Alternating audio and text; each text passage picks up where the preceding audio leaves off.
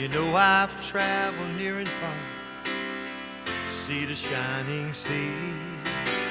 I've seen a lot of places, people that were nice to me.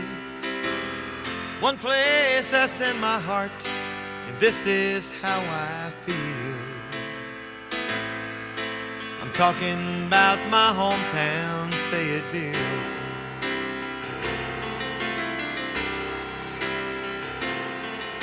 She's nestled in the sandhills on a river called Fayetteville. Special to so many who proudly served our country here. She was named for Lafayette and known for cotton mills. I'm talking about my hometown, Fayetteville.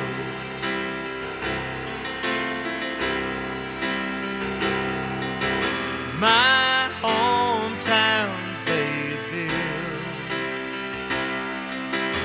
I'm so proud to be from here. It don't take long when you're away from home to find out how you feel. It's always good to come home to Fayetteville.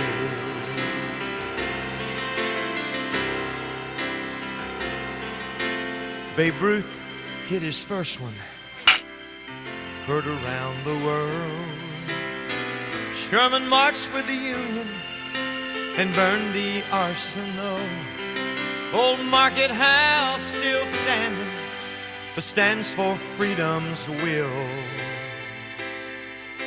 I'm talking about my hometown, Fayetteville.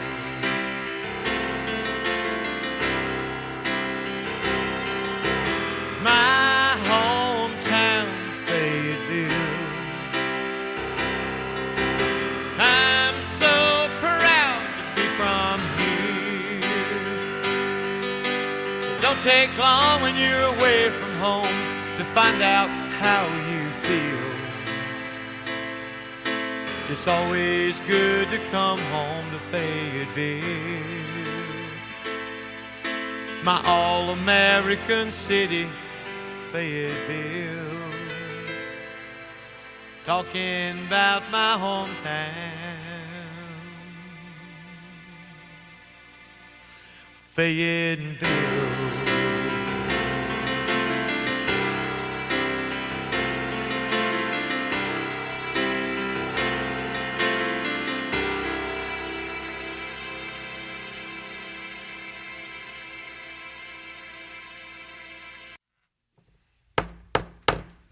I'd like to call this April 27th, 2015 Fayetteville City Council meeting to order and ask Councilmember Arp to I got it, Mr. Mayor. wait a second before you do that. I would like to recognize in the audience former County Commissioner Ed Melvin joins us this evening. Welcome, Mr. Melvin. Mr. Arp. Thank you, Mr. Mayor. Ladies and gentlemen, we're going to do the invocation, and when we conclude the invocation, we're going to ask that you remain standing for the Pledge of Allegiance led by the Mayor and the Council.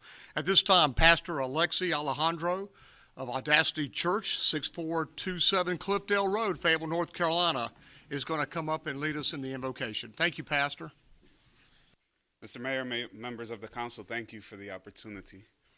I ask you to bow your heads as I lead us in prayer. Lord, I thank you.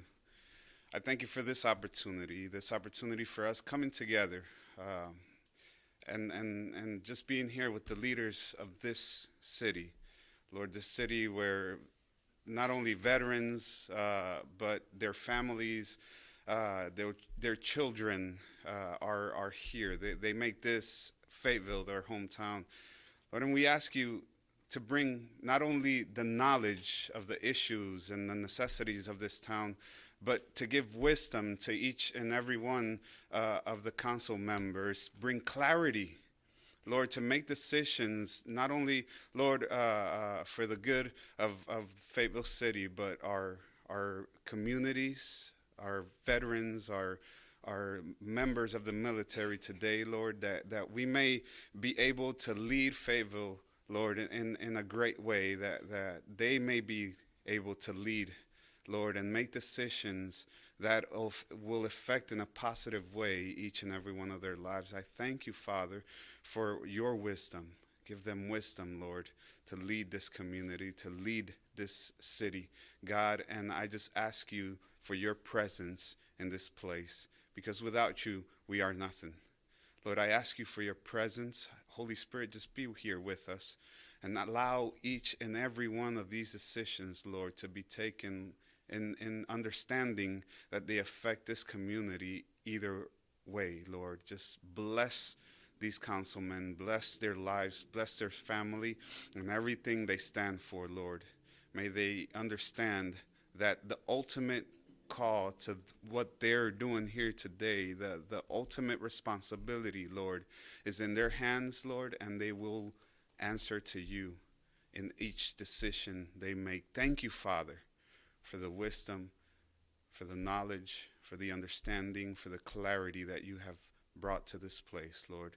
Let them lead with just the understanding that you are God, that you are our Father, that you are the Alpha, that you're the Omega, that you're the beginning, that you're the end, and that everything, Lord, is in you and is you, Lord. Thank you, Father. In Jesus' name, amen.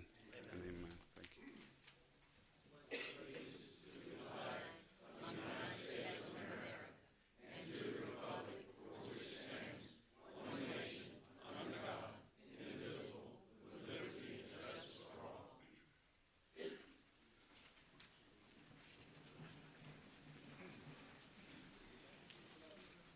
Hey, Pastor, if I could you take just a minute and tell us a little bit about your ministry over at Audacity Church?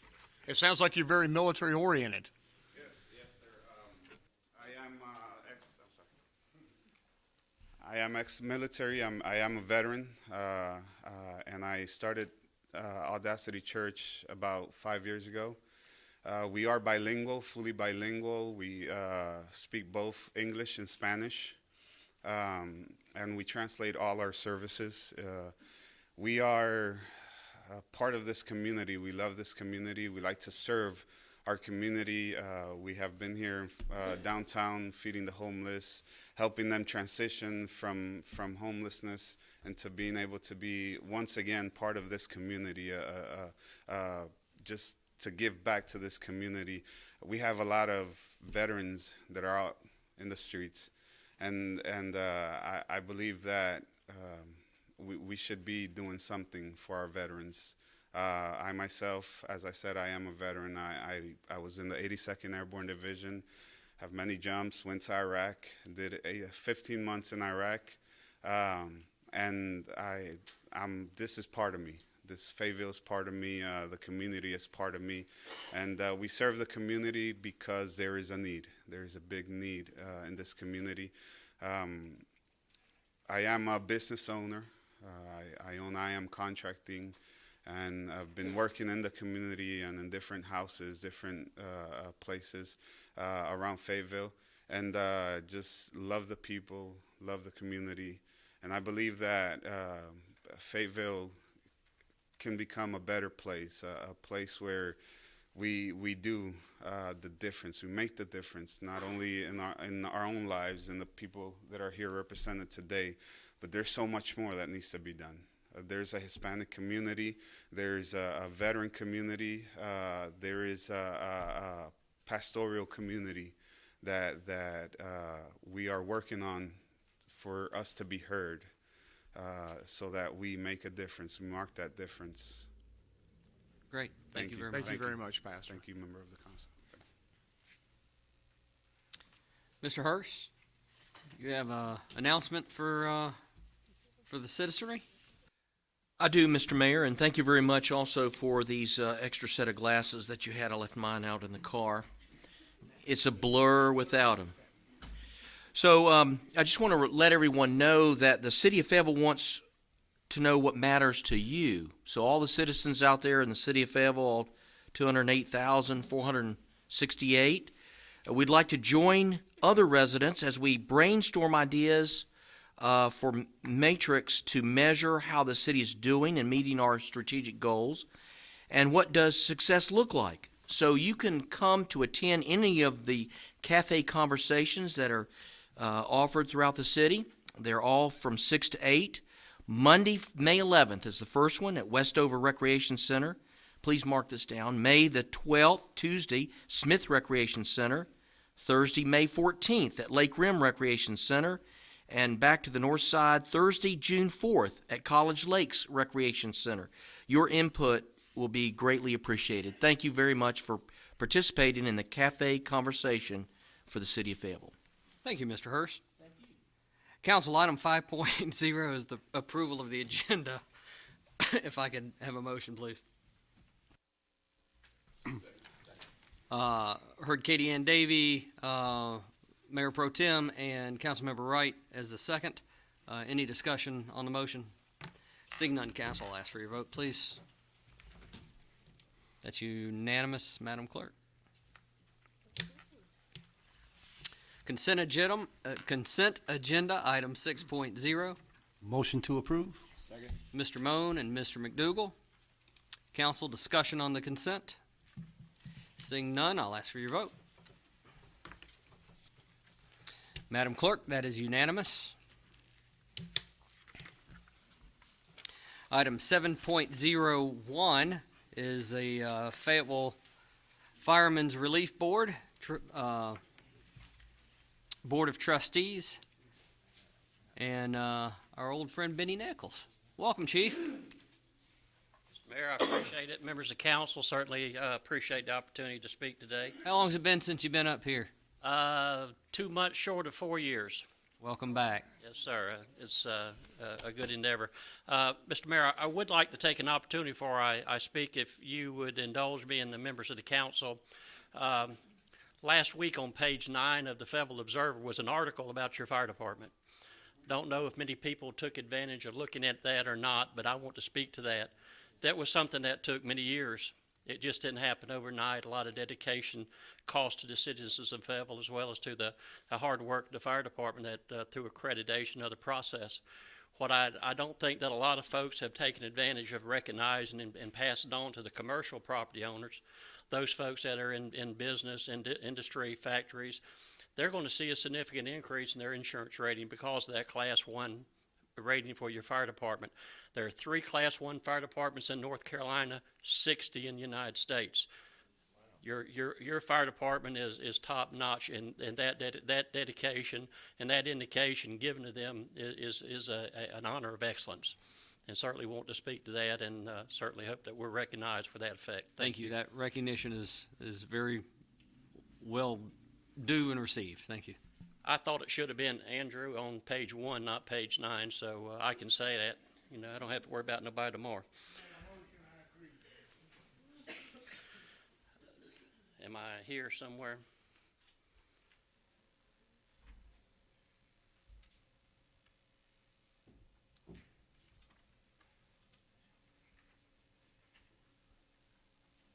You act like you know what you're doing up there. I did at one time. Mr. Mayor and members of council certainly would like to speak to you about the North Carolina Firemen's Relief Board for Fayetteville's Firemen's Relief Board. Actually was generated by statute in 1907, and that was not the year I was born, matter of fact. But basically it was, most firefighters at that time were volunteers or low-paid positions or combination both paid and career. So that legislation was passed to ensure that no firefighter would become financially destitute if there was an event of an injury, or it actually was something similar to workers' comp just for the firefighters through the fund in their own department. Today, it's funded out of the gross premium tax, which is also by general statute, and it basically is paid out of insurance that is fire insurance and lightning protection, as well as some car insurance premiums that are paid. And it's calculated, it's in a calculated fund by the Department of Insurance. The Commissioner of Insurance actually distributes it to the local fire departments based on a couple of things: is the amount of properties in that city or that county. Also would like to mention that you have 6 representatives on that board. 2 are appointed by yourself, 2 are appointed by the local fire department. 1 I'm appointed by the insurance commissioner, and then the ex officio, the 6th member, is the fire chief on that board. And the board also manages that local relief fund, and we have to, by general statute, through a prudent means, specifically addressed in the general statute. Mr. Nichols, another one of those board members is here with you this evening. Is that correct? Dr. Hales. Well, welcome, Dr. Hales. Sorry about that, Dr. Hales. Also, the distribution of the fire districts, how it's given is basically there's a formula that they multiply that by a fraction of the represented tax values within the jurisdiction, and then that value of all property located within the county, they come up with the formula and disperse it. The fireman relief has had several legislative changes, particularly last year. Last year, they ensured that the funds were going to be sound, and one of the things they did implement is that they had to have an amount based on the numbers of firefighters on your department that you turn in on each January. In addition to that, you can't go but above a certain amount. Once you reach that amount, you don't get any additional money. However, what they did allow to happen, that if there was fund balance within that fire department after January 1st and we met the $2,500 per person amount, we were allowed to establish a supplemental retirement fund approved by that, which does not count against our annual distribution. So we did that. We have a supplemental retirement. We added to it for our retirees. We have an investment on that, and the board is the only folks that have authority in the distribution of that fund once approved by the North Carolina Firemen's Association, and that's all established via general statute. Also, as I state here, that the Firemen's Association, that they're the ones that locally have to, we make the decision, send it to the state approves that disbursement, and again, we disperse ours on an annual basis, typically about every March and every April. Short, sweet, and to the point, and that's what it is. It's typically general statute driven. Again, the board is your board as well, but it also has appointees from the fire department as well as the state. Be more than glad to answer some questions if you have any. Council, any questions for Chief Nichols? Thank you for the opportunity to speak and go Fire Department ISO 1. Thank you, Chief.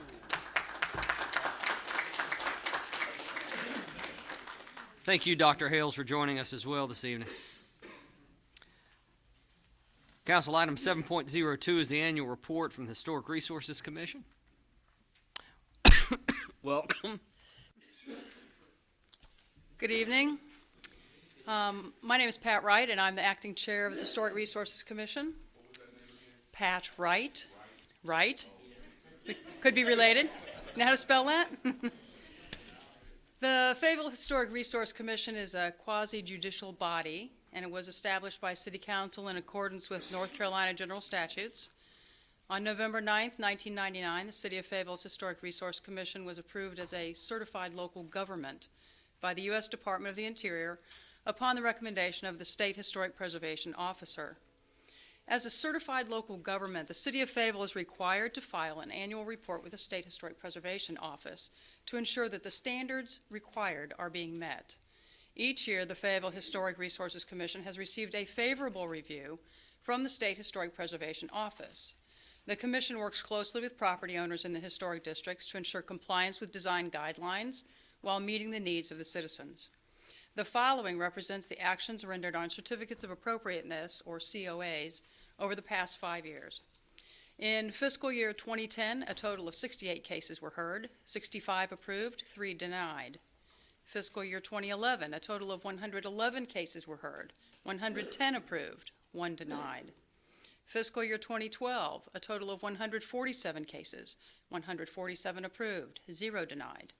Fiscal year 2013, a total of 108 cases, 105 approved, 106 approved, 1 denied, and 1 withdrawn.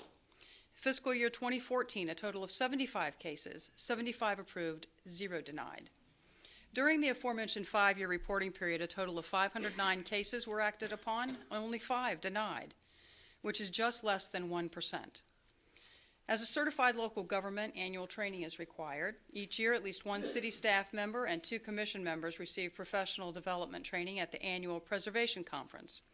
Another requirement for the certified local government status is an active public education program.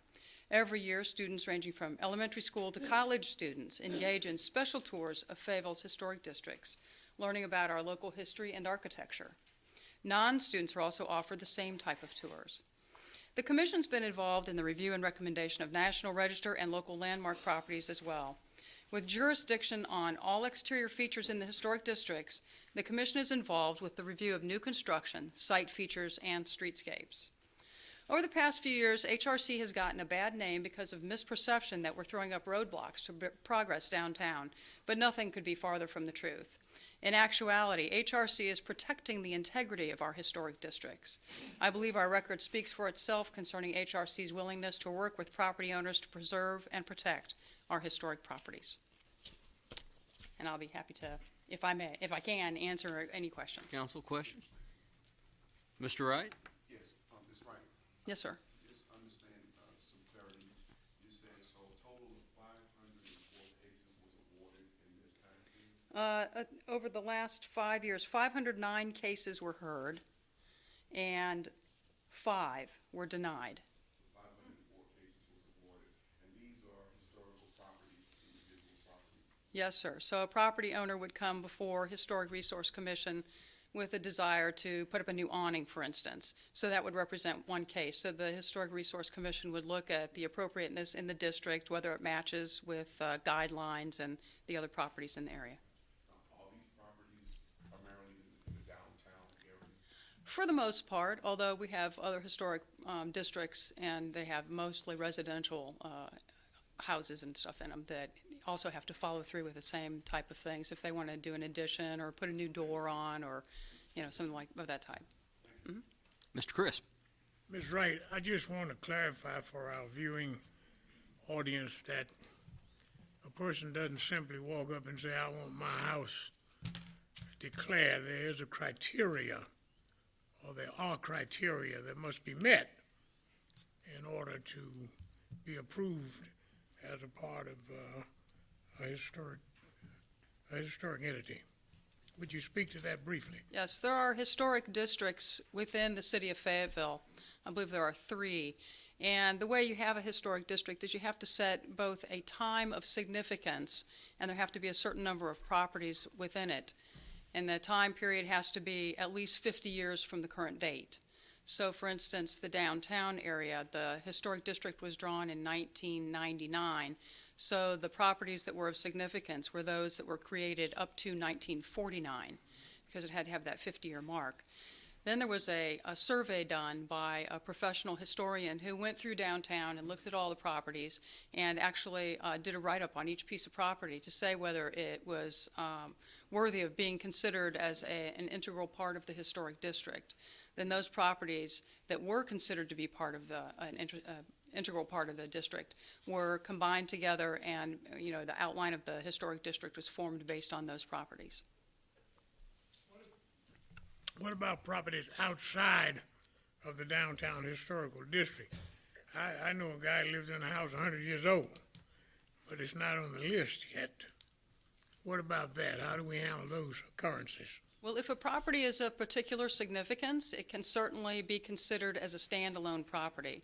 I know that there are some properties like the Orange Street School, which is not really in the district, but it is of such historic importance that it's considered on its own merits, and then it has to become a state, and it can go for a national landmark status. Thank you. The point I wanted to make, it doesn't necessarily have to be within the downtown historic district Oh, no, in order to qualify. Thank you so much. exactly. Thank you. Ms. Wright, the commission hears appeals, is that right?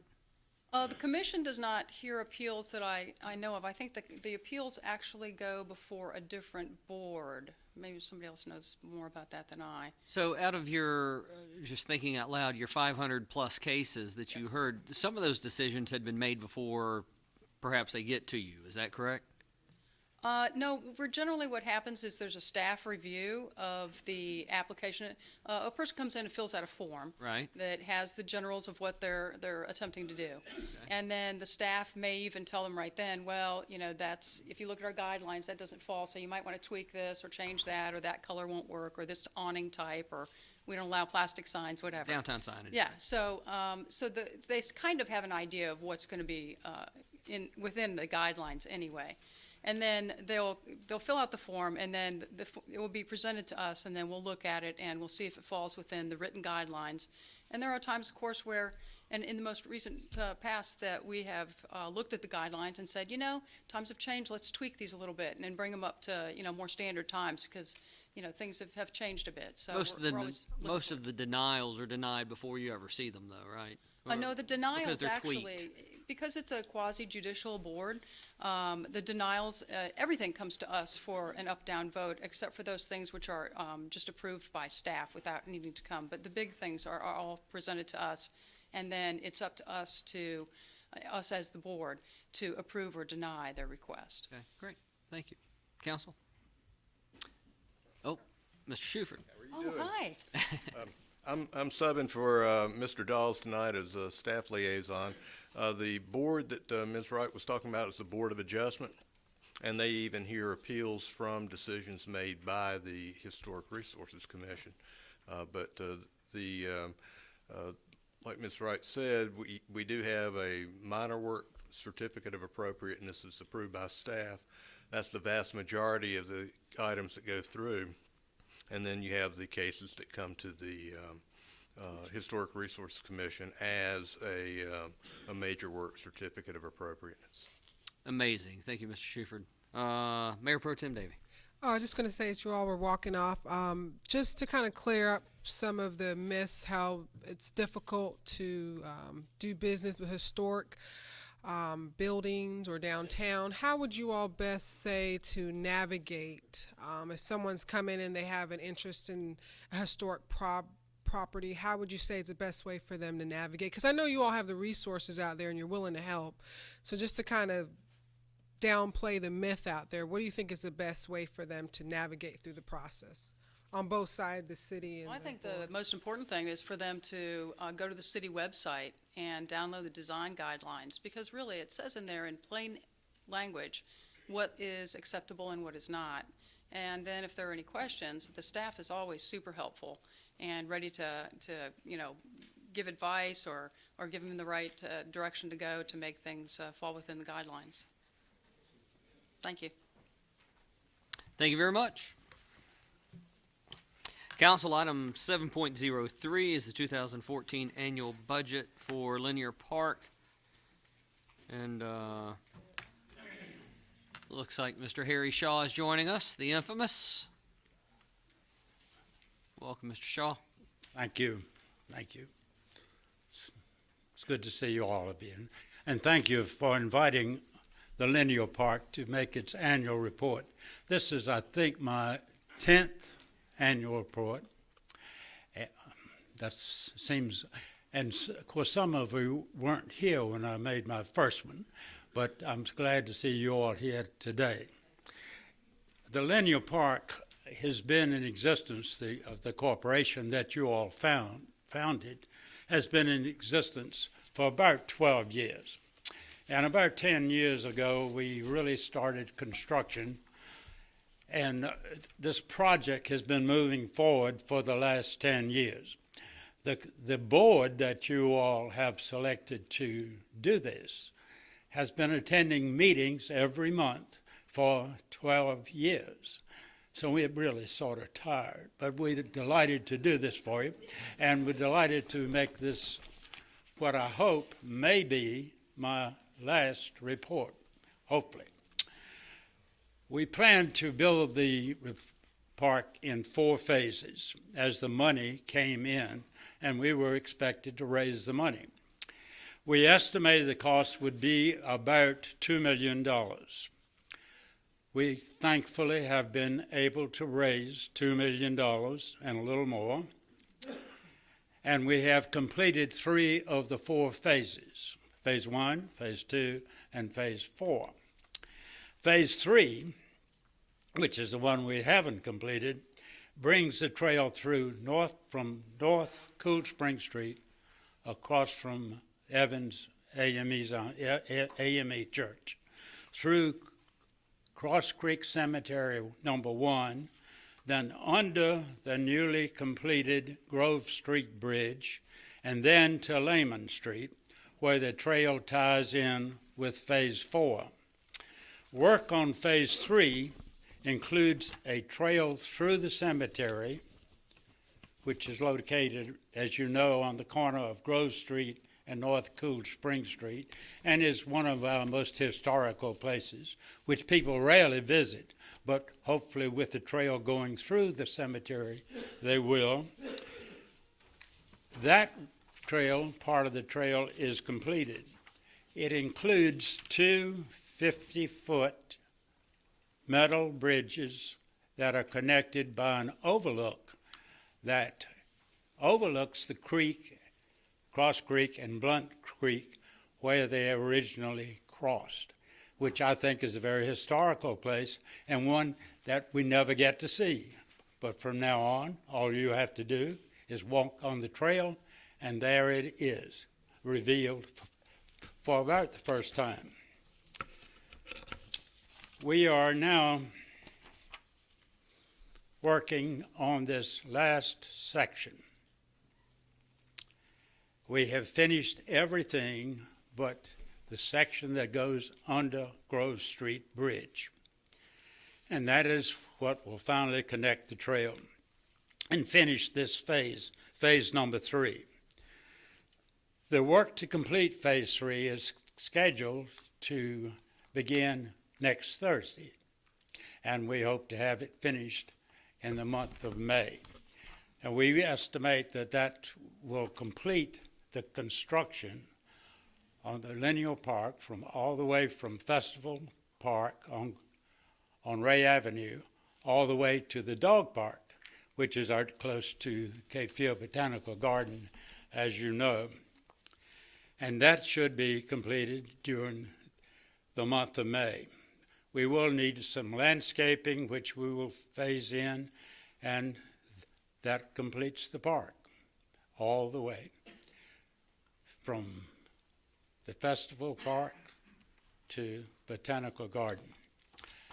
That leaves us one thing that we haven't done and one that we intend to do, and that is to connect to the River Trail.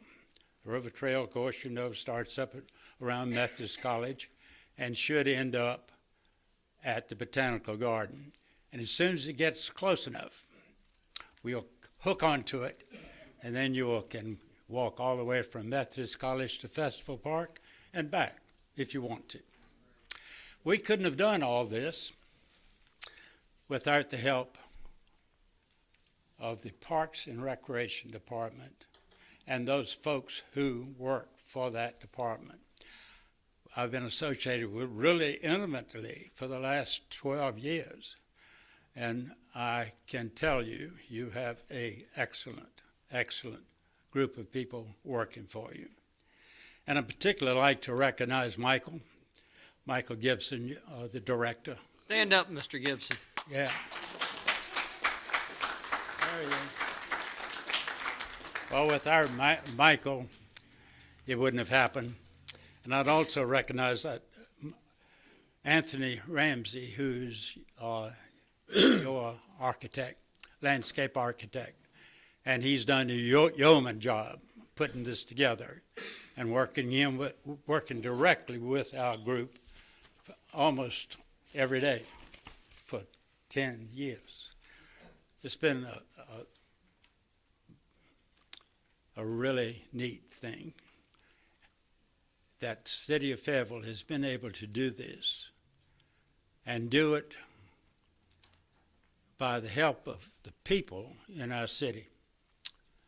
And I don't know of any other town that could do this. And I think the city, the people who gave the money and the time to this, should be commended as well. And I'll be glad to answer any questions that you may have. But I do want to tell you this. We hope to have a celebration and I hope you all come. And if you don't know the way, call me. I'll come get you. Mr. Shaw, don't go anywhere. We do have a couple of questions. Uh-oh. Councilmember Crisp. Mr. Shaw, I want to tell you something. Yes, sir. All right. Yes, sir, Mr. Crisp. I don't know how we can thank you. The two words thank you are inadequate to express what you've done for this city for the past 12 years with the Linear Park project. You've been a catalyst, you've been an innovator, you've been a fundraiser. You've done it all, and now you scare me because you said you hope this is your last report. Well, I think we just appointed you last month or the last meeting to continue serving on that. But whatever your case may be. If I hadn't been reappointed, I wouldn't be here tonight. I promise you. I think the appointment was for at least a year, so we hope to see you. Thank you so much, sir. Oh, for you're the very citizens kind. of this city. You're very kind. It's been Thank a you. labor of love, because I love this place. I grew up here. Thank you so much, and no further questions. Thank you. We got one more. Councilmember Hurst. Thank you, Mr. Mayor. Mr. Shaw, I echo Councilmember Crisp's words to thank you for your service and your commitment and financial commitment to Linear Park, and I can commit to you that Fayetteville Beautiful will do our part to keep Cross Creek clean along Linear Park. Certainly So have. as long as I'm alive. So anyway, thank you very much, sir. Thank you. Thank you, Mr. Shaw.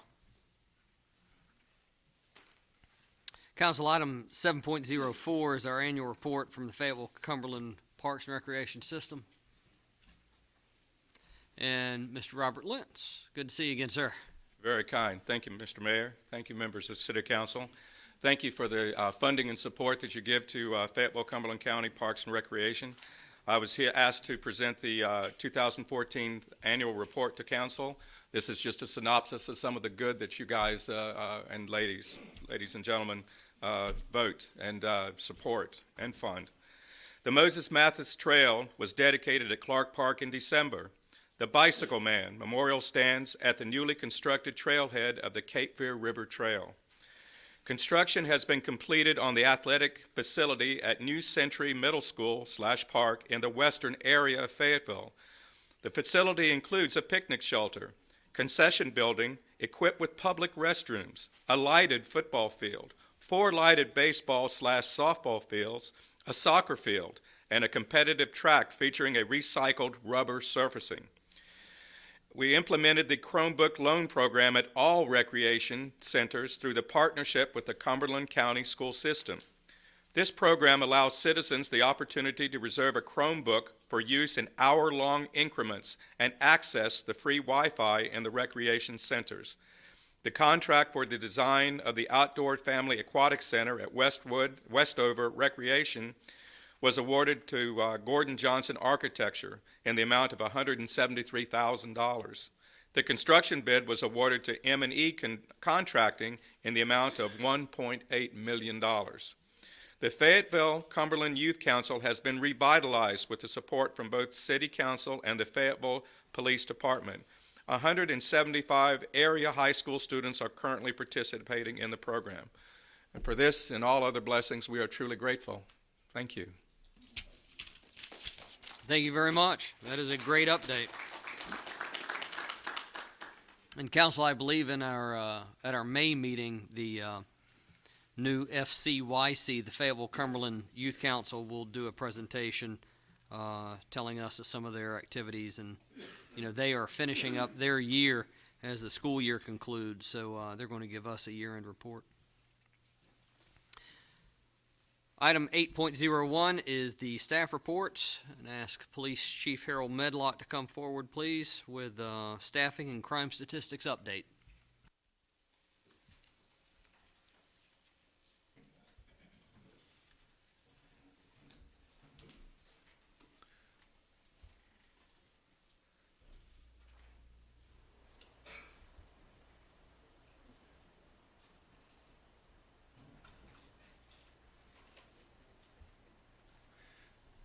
Good evening, Mayor and Council. First, I want to thank Mr. Art for turning the air conditioning on in hopes that it doesn't get too warm in here tonight.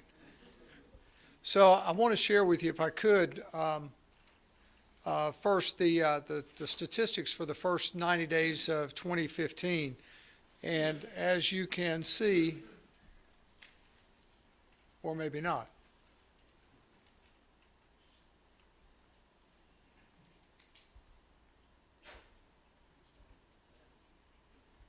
here we go. Or maybe not.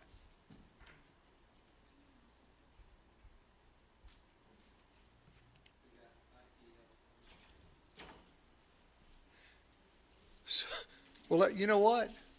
Since they wanted to show it, let's talk about, well, there you go. So as you can see, for the first 90 days of 2015, we are showing a 50% decrease in homicides and decreases in virtually every category except the one that aggravates us the most, and that's aggravated assault. Aggravated assault, as you know, are gun crimes where people shoot one another, where they cut one another, or where they use some kind of implement to seriously injure someone. We continue to struggle with that this year, as we did last year. But our total violent crime for the first 90 days is down 7.9%. And that is a decrease of better than 2% than what we had last year at the same time. So we're trending in the right way for violent crime. Our property crime is showing down decreases in every category. Most notably, and I need to talk about a couple of these. First, motor vehicle theft.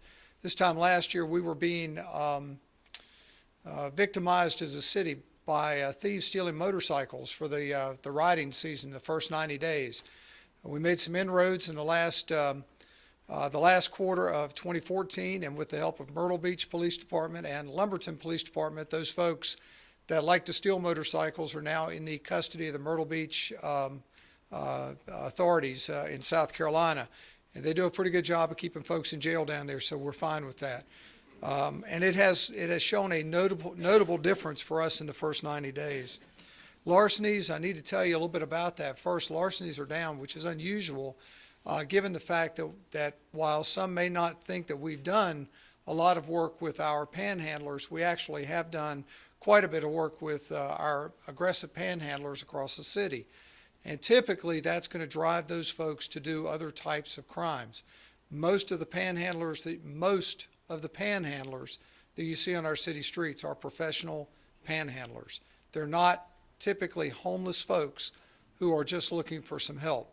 So as we've done our work in getting them off the medians, getting them out of some of the parking lots where they've been most chronic, typically that leads to an increase in shoplifting and other types of larceny. But we've worked with our merchants across the city. They have become much more adept at identifying those folks that have been banned from their stores previously, calling us and we remove them, or actually catching them in the act of shoplifting, which again has helped us eliminate or drive down our larceny calls. So our property crimes are down 11.1%. And folks, this time last year we did not have a double-digit decrease in Part 1 crimes, and I'm very pleased to tell you that we're almost an 11% decrease in in total Part 1 crimes for the first 90 days of the year. So our staffing, I'm going to direct you to the middle column of actuals. That number actually has changed as of 4 o'clock this afternoon. We actually have 405 due to a resignation this afternoon. The 405 actuals that we have includes 17 recruits, and those folks will graduate in July of this year. I'll be happy to answer any questions that you might have.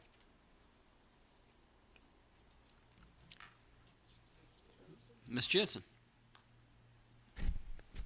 Good evening. Good evening. I just have a question. How many sworn officers did we have last year around, at the end of the fiscal year, July 2014, on patrol? Our sworn allocation, and that is the compliment from me to the newest badge-wearing officer, even though they may be in a field training position. Our sworn allocation at June 30th of last year was 386 officers. Okay, and how many do we have right now on the beaten path? I'm seeing 406? 405 less 405. 17 leads you to 388. 388. Okay. So in 14, we had 386, and then in 15, we had 388. Correct, yes, ma'am. Okay, okay. That's a net gain of 2 officers? Well, yes, sir, but it requires, Mr. Mayor, a bit of an explanation. You funded 47 officers for us in fiscal 16 and some into 17.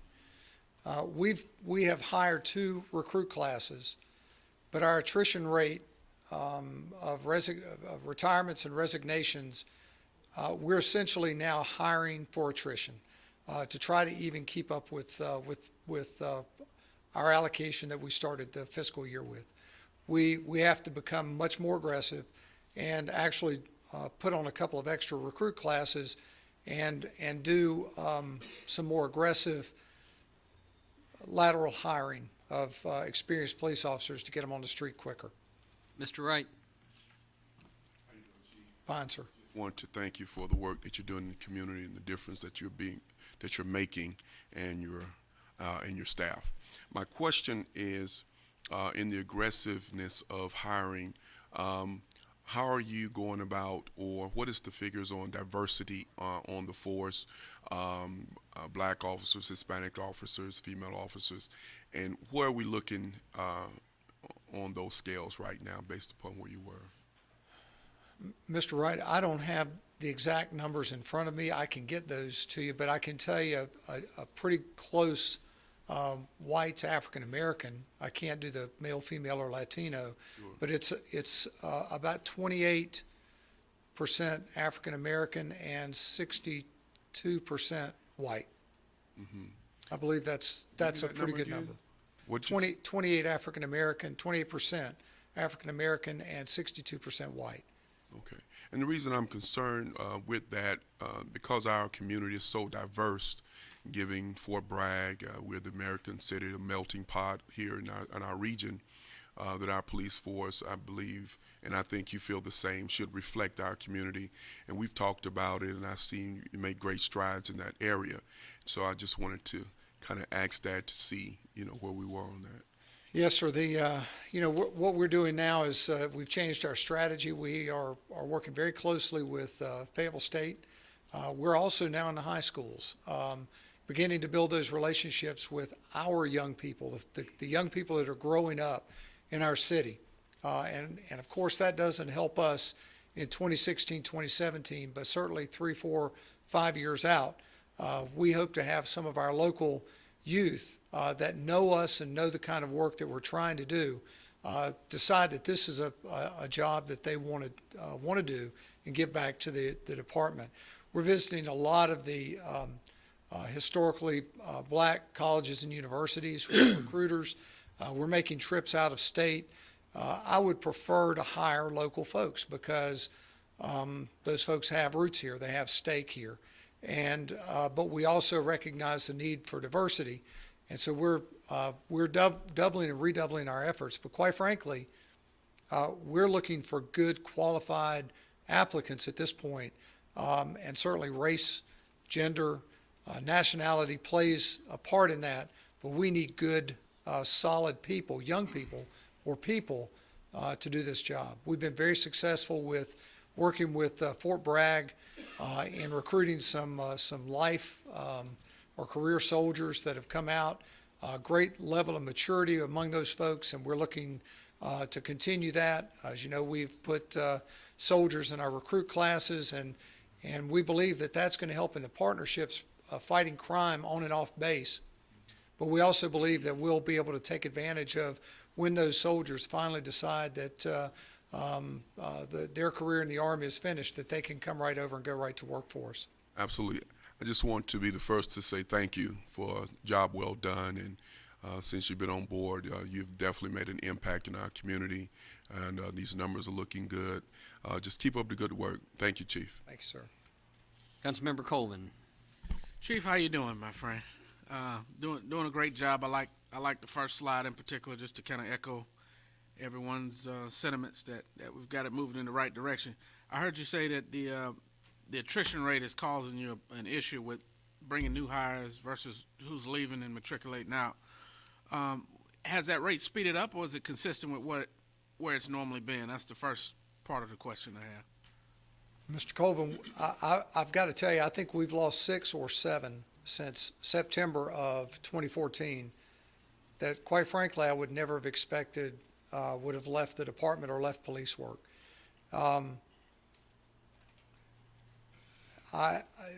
Certainly, I think what's going on across the country is causing families of officers concern,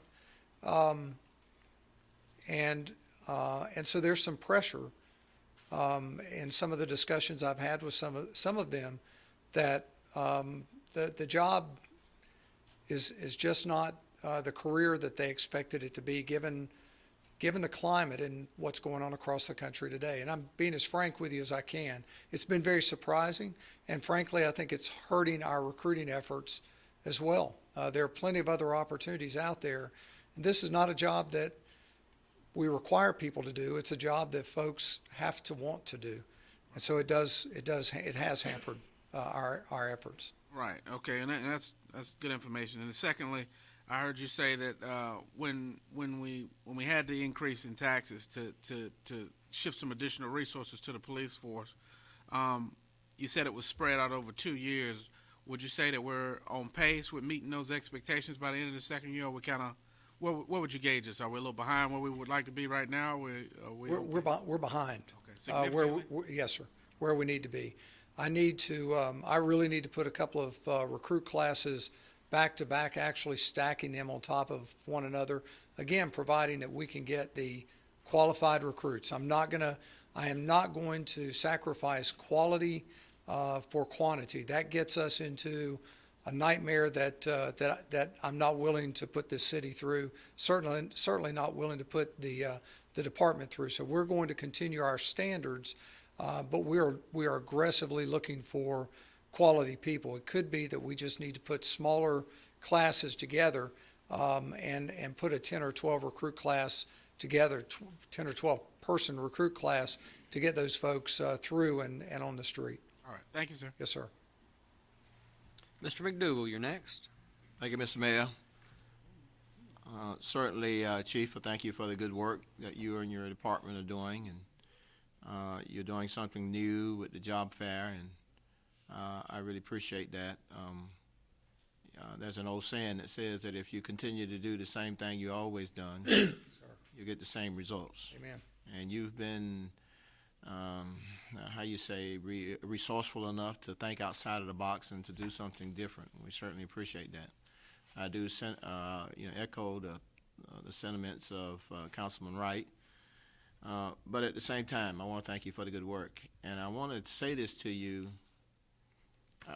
I don't believe that you have to move so quickly to try to recruit people and wind up with the wrong folk.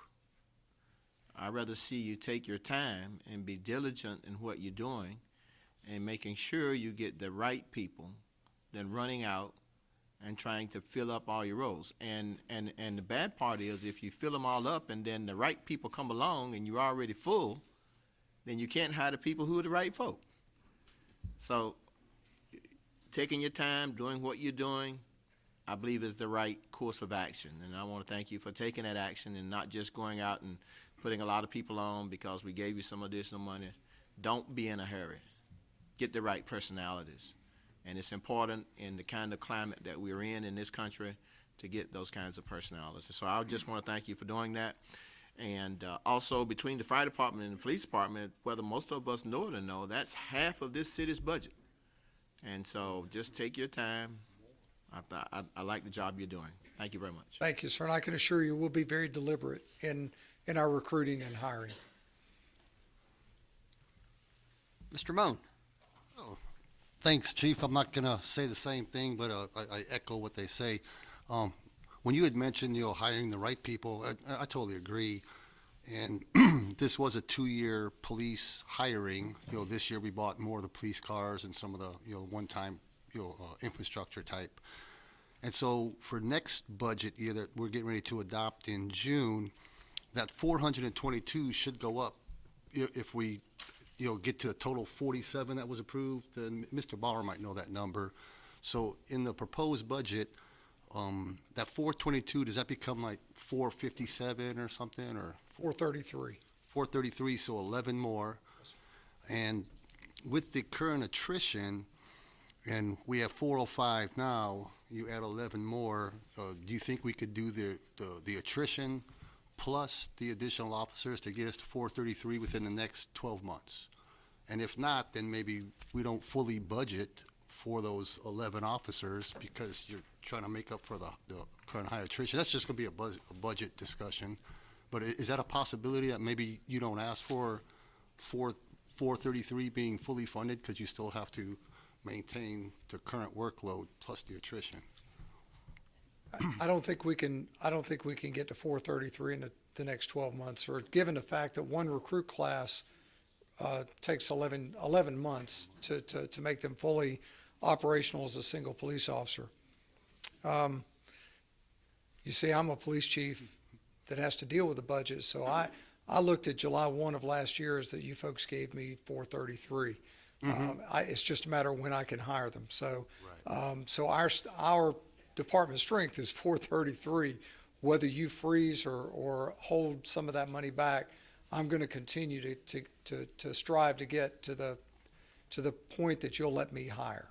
Right, and that's the follow-on question. If you don't need 433 in this upcoming authorized budget, say it's 425, then we could use that potential cost savings for one-time purchases like your body cameras and things like that. If your private fundraising doesn't go as anticipated for the body cameras, is that an option you're looking at for?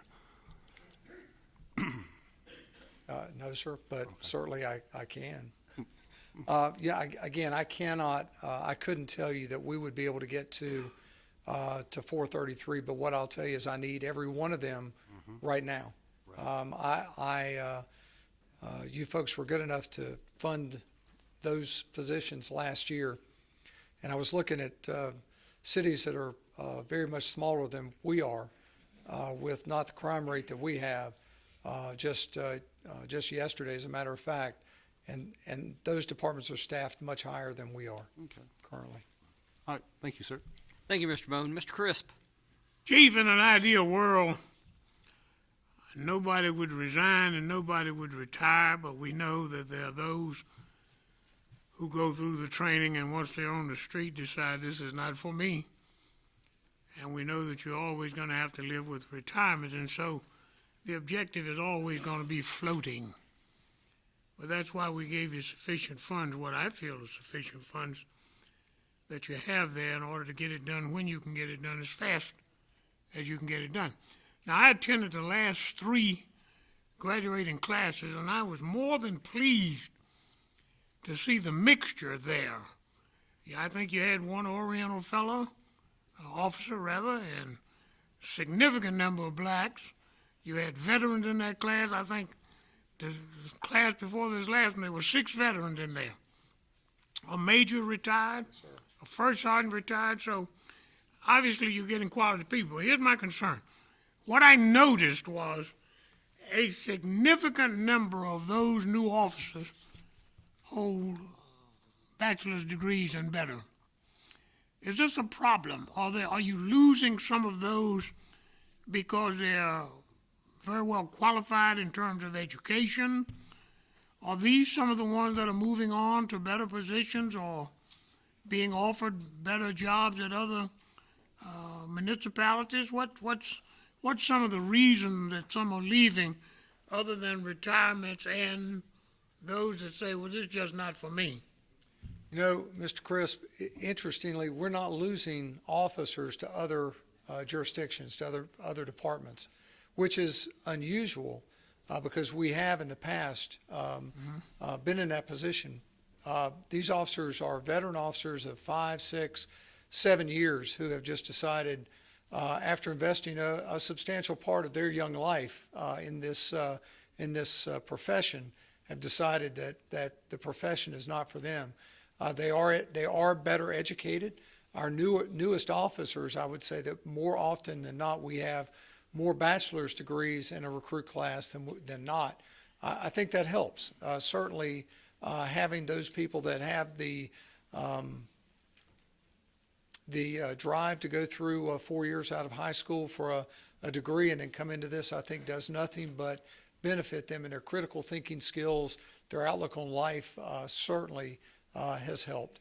But we're not losing folks to other positions now, to other departments. Folks are just deciding this is not, after several years, this is not their chosen path. You think some of that is pressure from family? Yes, sir. Absolutely. I can assure you that several of our officers that we've lost are just from that, from their parents, from their spouses, guaranteed. Fear of losing them or possibility of marital separations, all of the above, right? Yes, sir. Okay. Thank you. Thank you, Mr. Mayor. Thank you, Mr. Crisp. Mayor Pro Tem Davey. Thank you, Chief. In regards to what we can do to help the process, you said a couple times about recruit classes. Is there something specifically we can do to help with that process, if it's a recruit classing or what we can do?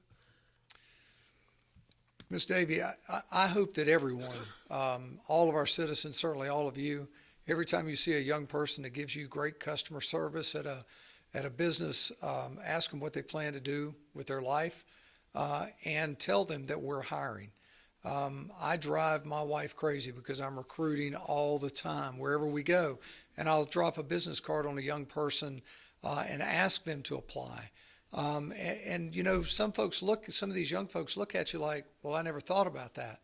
And you know, a lot of young folks just want to be asked sometimes. So I think it's a responsibility of all of us in this community. When you see someone that's giving great customer service, that has that air of responsibility, maturity, and look at it as, well, I want them to investigate a crime at my house or a car crash that I would be involved in, and say, look, have you ever thought about being a Fayetteville police officer? They're hiring, and let's everybody recruit. There's some great young people in this city that are just waiting to be asked. So how many classes do we do a year for the? Right now, 2 per year. Is that as much as we can do for the capacity, or is? No, ma'am. I could really stretch and do as many as 4 classes per year.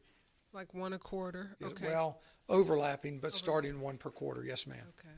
So, what do you need to get that? I don't know if that would help with increasing the sworn officers. Or?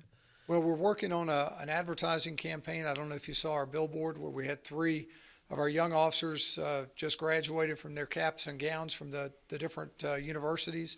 We have on one side them in their caps and gowns and an equal. On the other side, all 3 of them in their uniforms.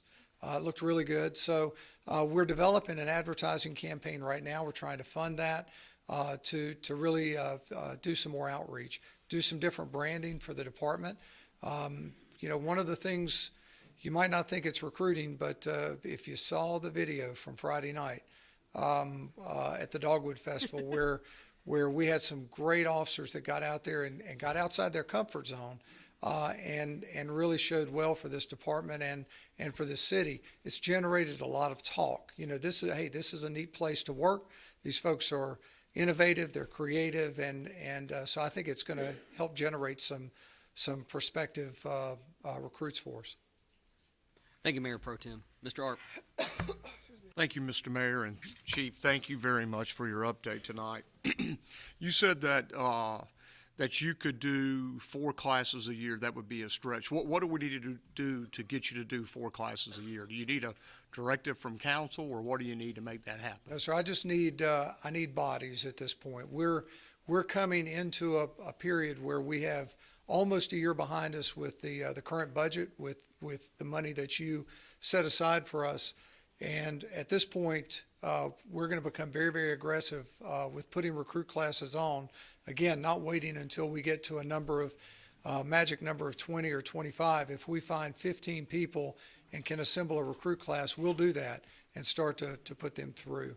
It's just now a matter of the equipment is here, the funding is here, and we can become much more aggressive with our hiring strategy. Okay. Which is a more effective, and I'm asking, which is a more effective strategy? Hiring new recruits and putting them through training, or hiring lateral transfers, and are we looking at lateral transfers from other agencies? Yes, sir. We have a very good lateral program, and we had a lot of interest in it when we developed it. As you know, we've spent about a year with the police and fire pay plan study. A lot of officers from other departments are really holding back because they don't know what the police step plan is going to look like. We're trying to assure them that it is what it is, and there shouldn't be any changes, but certainly that's up to you. But we have a lot of laterals from neighboring departments and even from out of state that are showing a lot of interest. We just have to settle them down and let them know that the plan is in place and we're moving forward.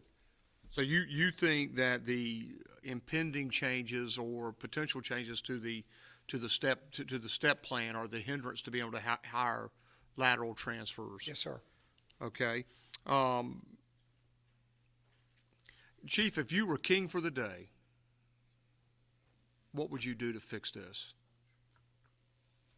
If I was king I'm going to be sarcastic. If I was king for the day, I'd bring peace to this entire country. Well, because I'm weary. I'm weary of the strife. Good answer. If I was king for the day as it relates to hiring, I look forward to your hearing the recommendations from the staffing, the pay plan. Let's settle that once and for all. Let us then go out and start to really attract these folks that are looking at us and bring them in. You know, we're doing some innovative things here in the city. We have a great relationship with our community. That is evidenced in the drop in crime because the police department is not doing this by ourselves. It's involvement of you and every citizen, every law-abiding citizen in this city that is driving crime down. And you know, cops want to work in a city or a place that has a good relationship with its community. We still have to do the rough job of being a police officer sometimes. But when our cops know that they have the support of the community, it's going to draw those folks from other places that are experiencing less than stellar relationships with their community. This is a good place to work as a police officer right now. Well, it is, Chief, and we certainly are appreciative of your efforts, and we're certainly appreciative of all the leadership of your department, and most especially those officers who are out there day and night providing for the safety of our citizens and our businesses. And many times they don't get the thanks they deserve, but we certainly do appreciate them. My commitment, Chief, is we'll try to figure out as a council how we can solve this step plan issue so we can get moving forward and hire these police officers that we committed to hire with the tax increase the council voted for. Thank you, Chief. Mr. Colvin. Chief, I'm gonna pivot just a bit and ask for an update on the body cameras. You know, as you know, our nation is going through kind of a tumultuous time with the police and its relationship with the citizens, and thank God that has not been an issue in our community. But I have a lot of constituents that are concerned with the body cameras and with the transparency. I know that you had a plan to kind of self-fund that, but I just want to hear about that a little bit. And then I also want to hear, I want to make sure that the council is in the loop with the purchasing of the cameras, so that it's not like the police policing themselves per se. So can you touch on that just a little bit? Yes, sir. To raise the money that we wanted to raise through public donations would take us quite too long, quite frankly. And given the climate, as you mentioned, the climate in the country right now, the need for folks to the protection for officers and citizens to have this technology, I think, is too important to wait. We are, Mr. Colvin, we are down to really two companies, we believe. We're trying to buy technology not for today, because if we buy it today, I'm going to be back to you next year with broken equipment or equipment that didn't do the things that we expected it to do. So we're trying to buy for the future.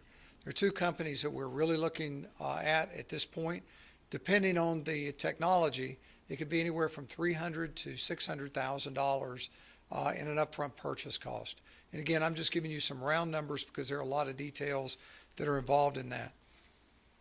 We have the ability to use perhaps a grant that we know is coming for technology, perhaps some drug asset forfeiture money, and then I may have to come to you or to Mr. He just fell over to Mr. Voorhees for the balance of that. But we want to do it right. My intention and my expectation still is that we would have all of our patrol officers equipped by the end of 2015. And that's about 300 separate devices or units. Thank you. And the two that you've narrowed it down to, how do they compare with other departments that are utilizing that technology? One is so new that it's not out yet. The other is a device that is being used across the country, and it's of course it's the more expensive of the two. But we also know that the technology that is still being developed will be a beta test site for that company. It integrates very well with our car equipment now, our DMVRs in the cars.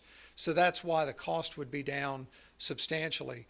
But we also have to, again, make sure that the device works and then that we're buying for the future, because the bottom line is in 4 or 5 years, car cameras will go away.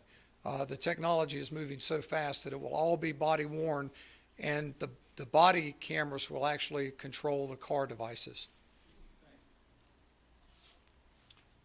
All right, Chief, I don't see any further questions. Thank you very much for a very good report. Kathy had a question, Mr. Mayor. Chief, Councilmember Jensen's got a question for you. I did want to tell you thank you for answering my question. We had a great conversation of my question. I just have one question. What is the age of these young men and women that could be going to the academy? What is the youngest age, the minimum age? They can actually start, Ms. Jensen, at age 20 and a half, providing that we do not swear them in or certify them as police officers until they're 21. And I do want to share with you, too, we have a couple of programs that we're developing. The Police Explorers, we're working with junior, middle school, and high school kids, getting them involved in what actually police work is all about, having that influence on them, and hopefully then as they grow up, the experience is, or my experience is, that they do become police officers and they do stay with the department where they were police explorers. I'd also like to do a police cadets program, and we think that our PAL program will be a great outreach for us too. Okay, so let's say you have a young child that goes off to college and their first year just doesn't go the way that they expected it to go, and they're around 20 trying to figure out where to go. They can come down and, if they're 20 and a half or 21, just trying to figure out what path they're going to go through. Yes, ma'am. As a matter of fact, I would tell you that we would love to get a 20-year-old at their 20th birthday, because it takes a while to do the background checks and all the hiring process, so we can get them in that academy. They could graduate from the academy just after they turn 21. I was recruiting FSU and Methodist the last couple of weeks and telling seniors that are graduating in December of this year, now's the time to apply with us, because we do the background and all the work on you. By the time you graduate, you can take a couple of weeks off and go right into the academy. We want to get them before they think about it. Right. So they don't realize they can actually take some time off after college. So that's really our intention in reaching out. Okay, so 20 and a half is the age. Yes, ma'am. So what we came out of all this, if you were king for a day, that we need to work on the pay plan to nail it down of what it's going to be. And we need to talk about the body cameras, and that you were telling us probably by the end of 2015, we should have all the police officers? Yes, ma'am. All uniformed officers in the cars should be equipped with body cameras by the end of 2015. Okay, thank you. And I wanted to thank you for what you do for us. Thank you. Thank you. Thank you. Thank you again, Chief.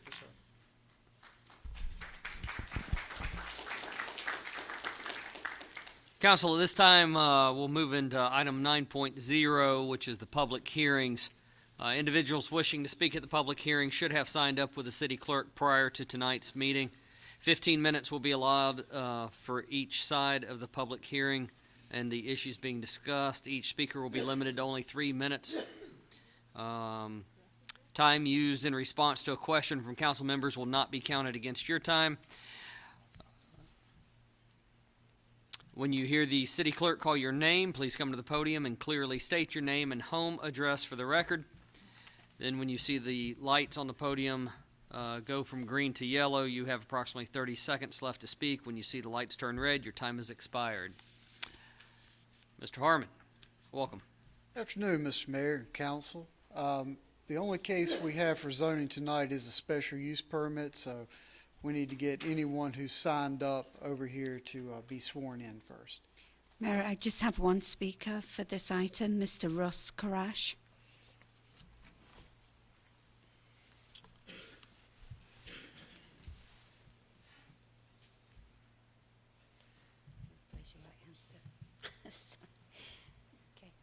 Do you swear or affirm that the testimony you are about to give is the truth, so help you God? Yes. Thank you.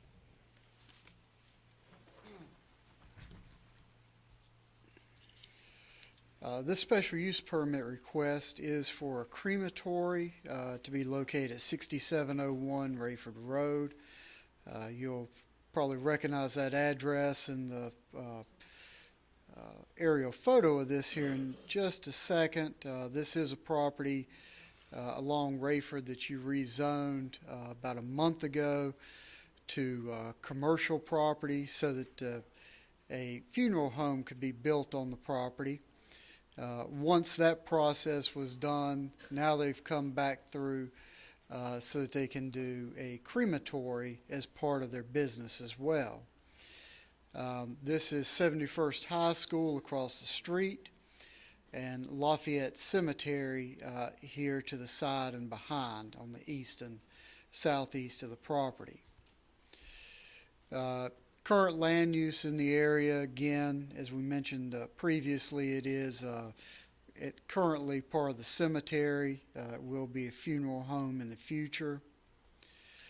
Our land use plan calls for heavy commercial along this area of where they're looking to develop, which is this section here, the western edge, basically back to the where the commercial ends. This is a layout of what they're looking to do. It's oriented so that Rayford Road is here to your right, so that would be to the north. They would have a main entrance coming off of Rayford Road, and then this is one of the existing roads inside of the cemetery currently, so they'd have an entrance exit way straight into the cemetery as well. Just to refresh you on this is Lafayette Cemetery here, and the part we're talking about that they're interested in using is this wooded area to the right on your screen. Conditions of approval, the attached site plan and parking lot with approximately 80 spaces plus stacking area. Zoning Commission and staff have recommended approval. That's based on the city's land use plan calling for heavy commercial, based on the technical data that you will find in your packet, and the proposed use is complementary to the cemetery that's already located on the property. Any questions of staff before we open your public hearing? Thank you, Mr. Harmon. Council, at this time we'll open the public hearing and ask the city clerk to call the first speaker. Mayor, our only speaker for this item is Mr. Russ Karash. It's Russ Karsh, 233 34th Avenue South, Way Park, Minnesota. I'm the owner of Keystone Funeral Home Design Build, looking for the opportunity to put the crematory in with the use of the funeral home. The cremation rate now in the North Carolina area is about 38%. It'll gradually go up, and I would say in the next 10 years it'll be over 50%. Just as an example, the cremation rate we're out of the Twin Cities market. Right now that's about 57%, and in the year 2030 it's anticipated to be 91%. So the cremation as part of the funeral services continually growing, so I'm here to answer any questions. Thank you very much. Council, any questions? Thank you very much, sir. Is that it, Madam Clerk? Yes, sir. We have no further speakers. We'll close the public hearing. Council, I'll go to you for direction.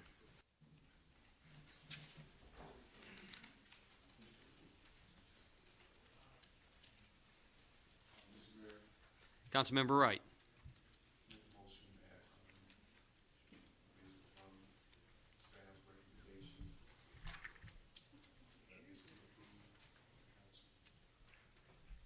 Is your mic on, Councilmember Wright? No, sir. Try that again. Mr. Mayor, I make a recommendation based upon the staff's, make a motion based upon the staff's recommendation that this be approved. Okay, is there a second? Second. Okay, that's Mr. McDougall. Mr. Bone, you had a question on the motion. Yes, in our agenda packet, the staff recommendation, since this is a special use permit, that it be approved, only upon the finding of, with the 8 standards that were set out. So I'll just ask that with those 8 standards that are in our agenda packet be added, to the motion. Absolutely. Okay. I agree. That's agreed to. Any other questions?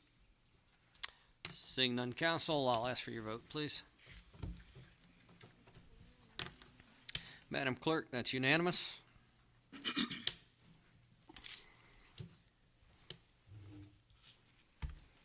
Thank you very much. Item 9.02 is the PWC Phase 5 annexation areas for the assessment.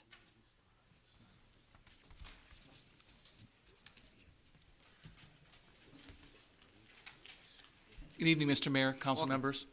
I'm here this evening just to make a brief presentation giving you an overview of areas 14 and 15 before the public hearing. This is area 14 and 15.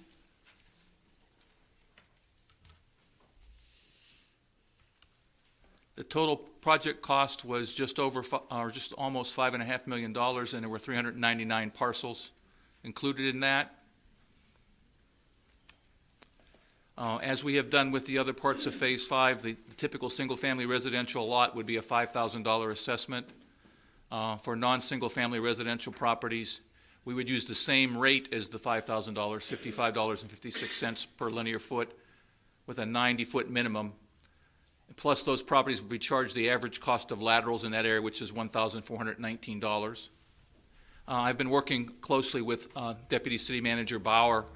He wanted me to clarify that by continuing this assessment method for area 14 and 15, there will no cost will be added to the city's general fund.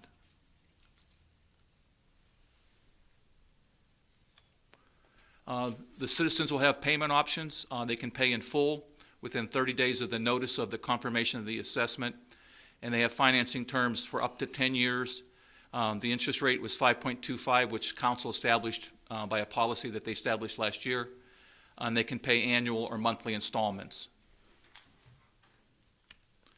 The upcoming dates for this, at your next meeting on May 11th, scheduled to have the resolution to confirm the assessment roll and levy the assessments. On May 19th, we'll send the assessment notice out to the property owners, and on June 1st, we'll publish a newspaper notice of the assessment. With that, I'm ready to answer any questions you might have. Oh, I bet we're going to have a couple of questions here. I'll lead. The assessment that's being charged, I'd been contacted by a couple of folks who had received information with one price, and then later on they're given a different price.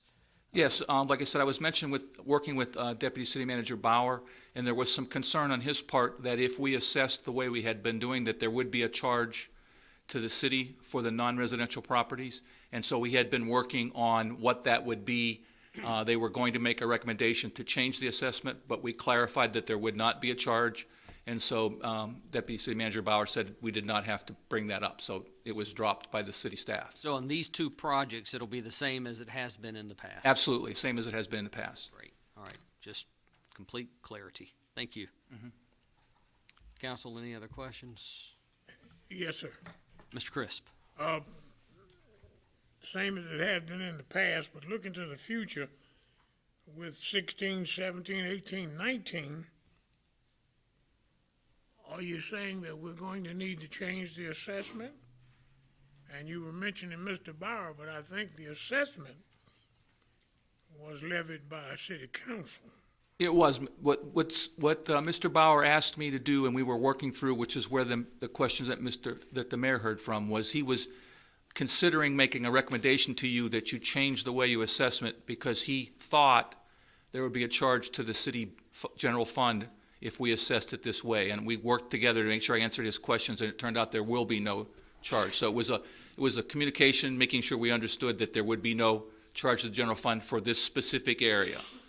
The question about 16, 17, 18, 19, the council in June of last year ordered the installation of areas 16 and 17. So that is still, we're still operating under the rules at that time. 18 and 19, we're in preliminary design based on moving forward, but the council has not yet directed us to do that. And so that's not yet committed. So that 16 and 17, council told us to do that. As you know, we're working on getting the bids out so we can rebid that as the council asked us to do that. And that's where we're at. So let me clarify. If I'm in 14 and 15, and I received a letter that gave me an estimate of my charges, that's not going to change. That's correct, sir. It's not going to change. The first letter. The first letter, yes, sir. Thank you. I mean, based on council action, if the council takes this action, it will not change. Yes, sir. Thank you. Thank you, Mr. Mayor. Okay. Seeing no other questions from staff, we'll open the public hearing. Madam Clerk, please call the first speaker. Mr. Mayor, I'll be here after the meeting, after the public hearing. If anybody has any questions, I'll answer them outside. So, Mayor, we have 3 speakers for this item. The first speaker is Miss Betty Shackelford.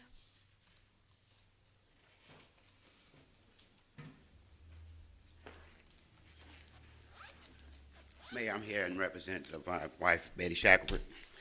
I guess since she's your wife, we'll allow that. Okay, thank you. Welcome. To the members. I am grateful for what the city of Fayetteville is doing. I have been observing over the years. And I've seen some great improvement. I want to say thanks to you all. You're doing a good job. Mr. Shackelford, I'm sorry to interrupt you. Before you go any further, please give us your address. I'm sorry, my address, my name is Joseph Shackelford. Address is 1632 Berrydale Drive. Thank you, sir. And like I said, I want to thank you all for the job you're doing. I noticed that there is a lot of improvement. Moved here from South Carolina, been here 25 years. And I've seen some great improvement here with the city of Fayetteville and what all the different ones are doing here. My wife was concerned. She wanted breakdown on her terms. She said, I want you to find out exactly what are they doing. And I understand the speaker before I got up tried to explain it. But she wanted me to get a clarity on what are they doing for the people that are less fortunate to be able to pay this. Like, for an example, I've got was disabled, had kidney failure and stage 4 kidney failure and on disability, and was planning on working a few more years to retire, but I got on disabled. And she wanted to know from you all what procedure that we have to take that, you know, when you're not making enough money to pay your bills, to pay this coming bill of the annex. Can someone explain it to me a little more clarity so I can give it to her in layman terms? Right after the public hearing, if you would see our PwC representative, he'll be happy to go over all that with you. Did you, by chance, attend any of the public hearings we've had? No, sir. Okay, all right. He'll take care of that. Thank you very much. Yeah, Mr. Sharp with the city can maybe also get with you. Okay. Thank you, sir. Mr. Shackelford. Mayor, our next speaker is Miss Linda Martin.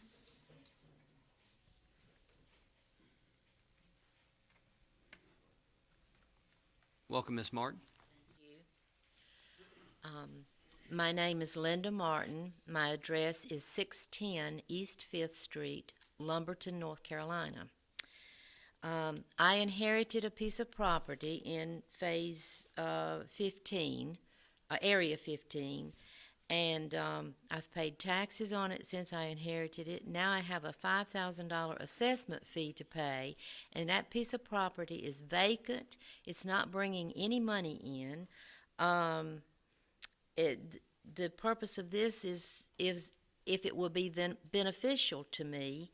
I've tried to sell the piece of property. People think I'm asking too much, and I'm asking less than tax value. Now, if I go and add another $5,000 to that, I'm not going to sell this piece of property. I think it's great to have water and sewage in the area, but coming up with this money, and I'm not eligible for any assistance because there is not a house on it. I cannot connect at this time. I cannot save the $720 connection fee either. So that's my complaint. I just wanted you to hear that. I didn't ask for it, and I did not get the first letter that was sent out. Evidently, it was in the transition period. So the first letter I received was last March for the meeting that was in March, last month. Thank you very much for listening to me. Thank you, ma'am. Mayor, our final speaker is Mr. Joshua Kraft. Welcome, Mr. Kraft. Good evening, Mr. Mayor. My name is Joshua Kraft, currently reside at 1705 Pawtucket Place, Fayetteville, North Carolina, 28304. Wanted to discuss the matters here with my property. It's a multifamily home, a duplex on Rockford Drive.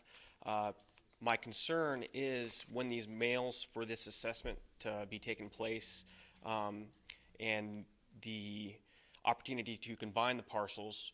I was currently deployed, which raises a question of multifamily properties. Usually they have owner who usually doesn't occupy it, therefore he's renting the property. My concern is if a better way to notify the actual property owners was put in place, and if a grace period could actually be put in place for these property owners, because a lot of the duplexes are actually two PIN numbers or two parcel numbers, so therefore they're getting a $10,000 assessment instead of a $5,000. I've taken the opportunity and written a couple of letters and worked with PwC and gotten the two parcels combined on my particular property to be assessed only the $5,000 fee. Unfortunately, the second lateral had already been put in place by the time I got back. Therefore, I'm charged an additional $1,400, which I'm hoping to be reconsidered to be waived, but also looking out with other members of the street that I reside on or own the property on, if an extension can be granted, and those people would try to be notified again to be given the opportunity to combine those two parcels, thus waiving $5,000 ultimately. After the public hearing, why don't you also see Mr. Brown outside? He can take care of it. He's the PwC guy. Okay. Thank you. Thank you, sir. Good job Dancing with the Stars, Mr. Miller. Thank you. Excellent job. Good announcing. Appreciate that. Thank you very much. Mayor, we have no further speakers. Okay, we'll close the public hearing. Council, I'll go to you for direction.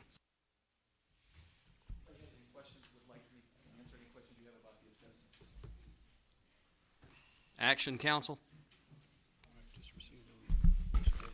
Mr. Mayor, Mr. I Brown? make a motion that we follow staff's recommendation and take this item up during our 11 May televised council work session to decide if we're going to apply the assessment. All right, Mr. Chris with the second. Is there discussion on the motion, council? Okay, Mr. Chris. Yeah, Mr. Mayor, Ms. Martin, I think, raised a very, very significant question. concerning the facilities investment fee. Are there provisions, I don't know, to hold that fee in abeyance where she has a vacant lot, she can't connect within 6 months, and yet, are we going to charge her a facility investment fee of $8, $9, now what is it, $800 and some dollars thereabout? That's a dilemma. I think we need to address. Right, and I bet you Mr. Brown is addressing that right now. I don't think if there's not a house there, there's no way to hook up, so. And they ought not be charged the FIF. Right, that's correct. Yes, sir. Now, Mr. the other Mayor. case, I understand, if two parcels are combined into one, then they will only do one lateral, and so the assessment would be $5,000, but if they're two parcels, by our direction, they have to do two laterals. And each lateral will consist of a $5,000 assessment. So I'm not sure where we're going in that, but I think, enough said. Thank you. Understand. Mr. Arp?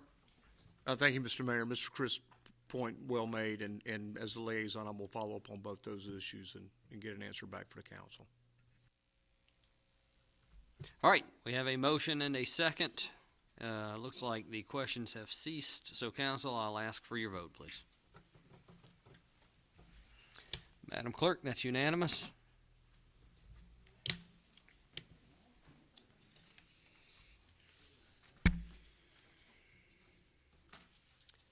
Item 10.0 is a 2015 to 2019 consolidated plan and a 2015-2016 annual action plan.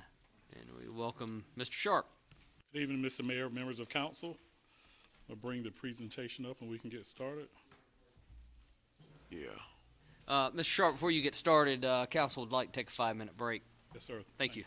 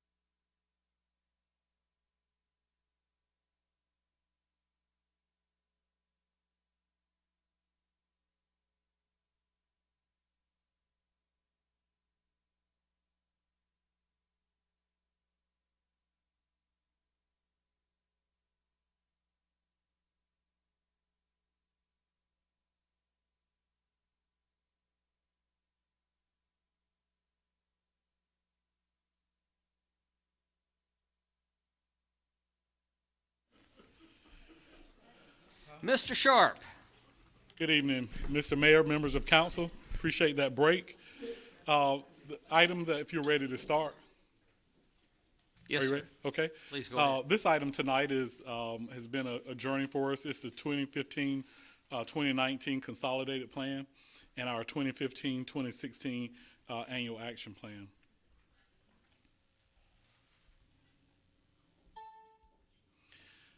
Each year, every 5 years, the city endeavors to update its consolidated plan. This year, the 2015-2019 consolidated plan was done. It's actually a document that established a planning document built on community input.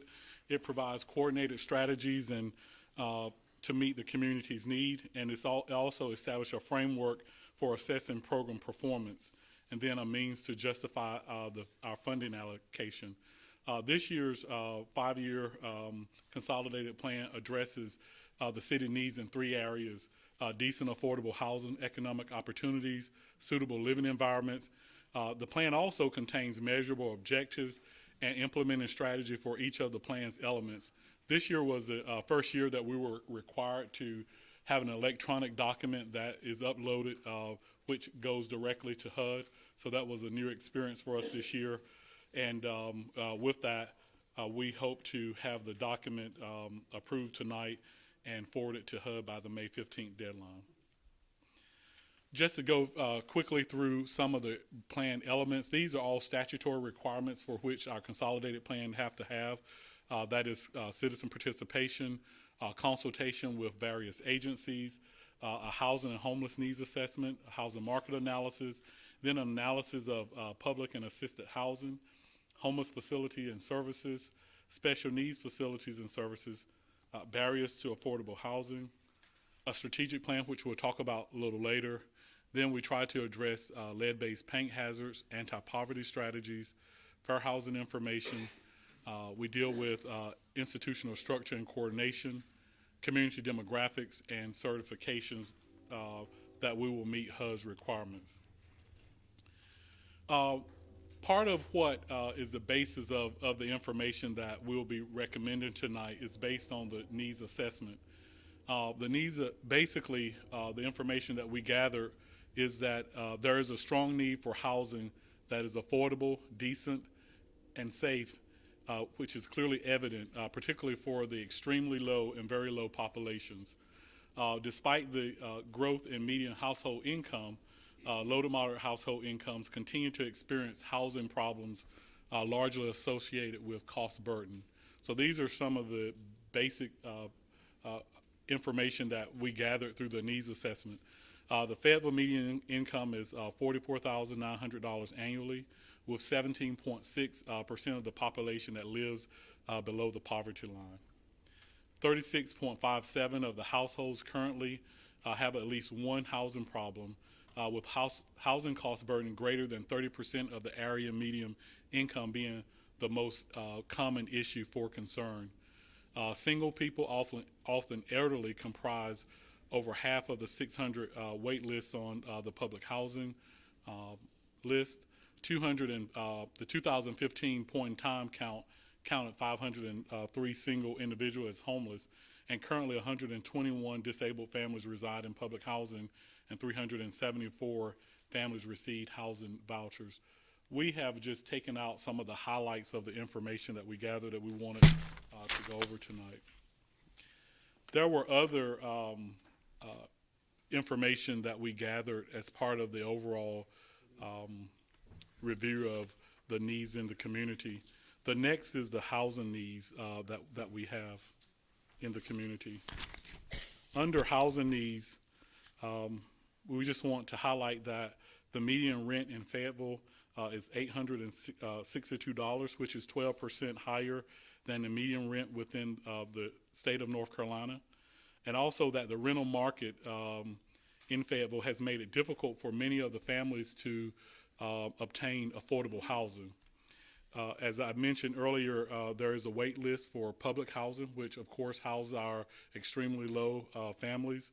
And also that the Section 8 voucher, housing choice vouchers applications are not accepted at this time, and there is currently a 5 wait list HUD recognizes that part of the affordable housing stock lies within our public housing, so we're required to review that information. We also took a look at the public housing needs. Just want to cover that real quick. Because the affordable housing stock in Fayetteville is needed, the role of the public housing is critical for extremely low and moderate income families.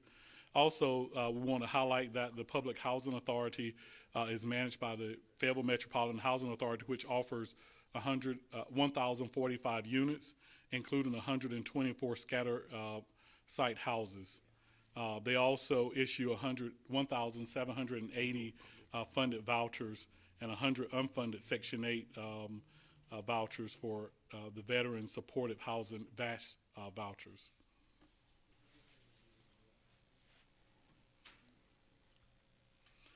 We also did a housing market analysis. We want to cover that. Again, that is the basis for our plan. Over the last 10 years, the city of Fayetteville annexed portions of Cumberland County with the city growing mostly and quickly in the west. The city has also annexed non-contiguous new subdivision whose developers seek to be connected to municipal water. Some landlords or developers in the local housing market serving military populations tend to price their house to coincide with the military's allowance for housing. For 2015, the basic allowance for housing for Fort Bragg and Pope Air Force Base ranges from $1,161 to $1,947 monthly for a family with dependents based on rank.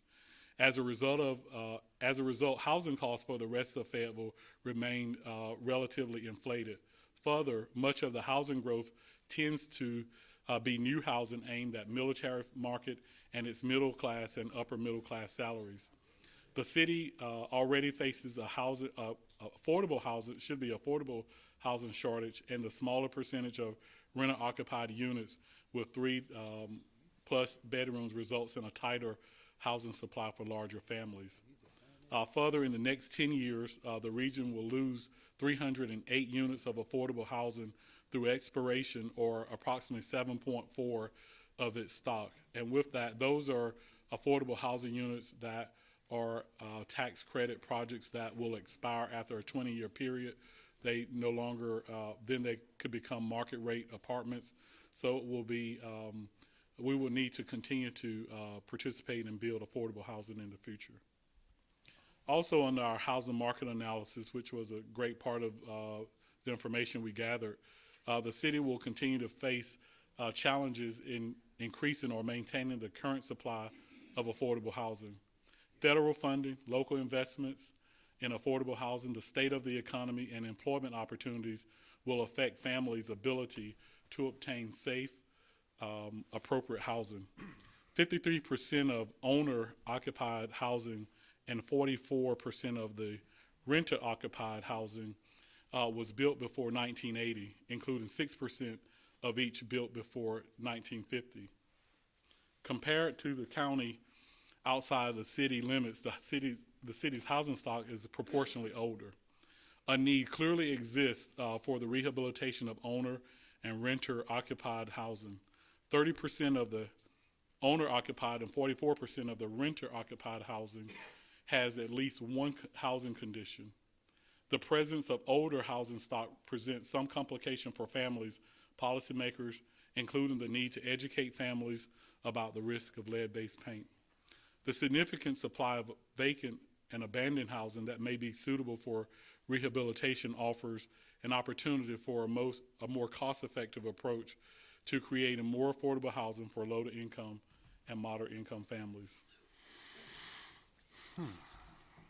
Real quickly, I went over that information because that was the basis of what we utilize in developing our goals, which I'll go over briefly. But we did study the housing market, the needs that I've gone over, which brings us to a strategic plan to meet the needs. As I mentioned earlier, there are 3 areas in which we are focusing on based on HUD's requirements.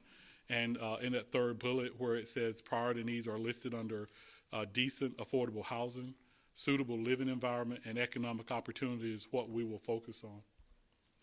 And so with that, what is important tonight are the 3 goals that we will present.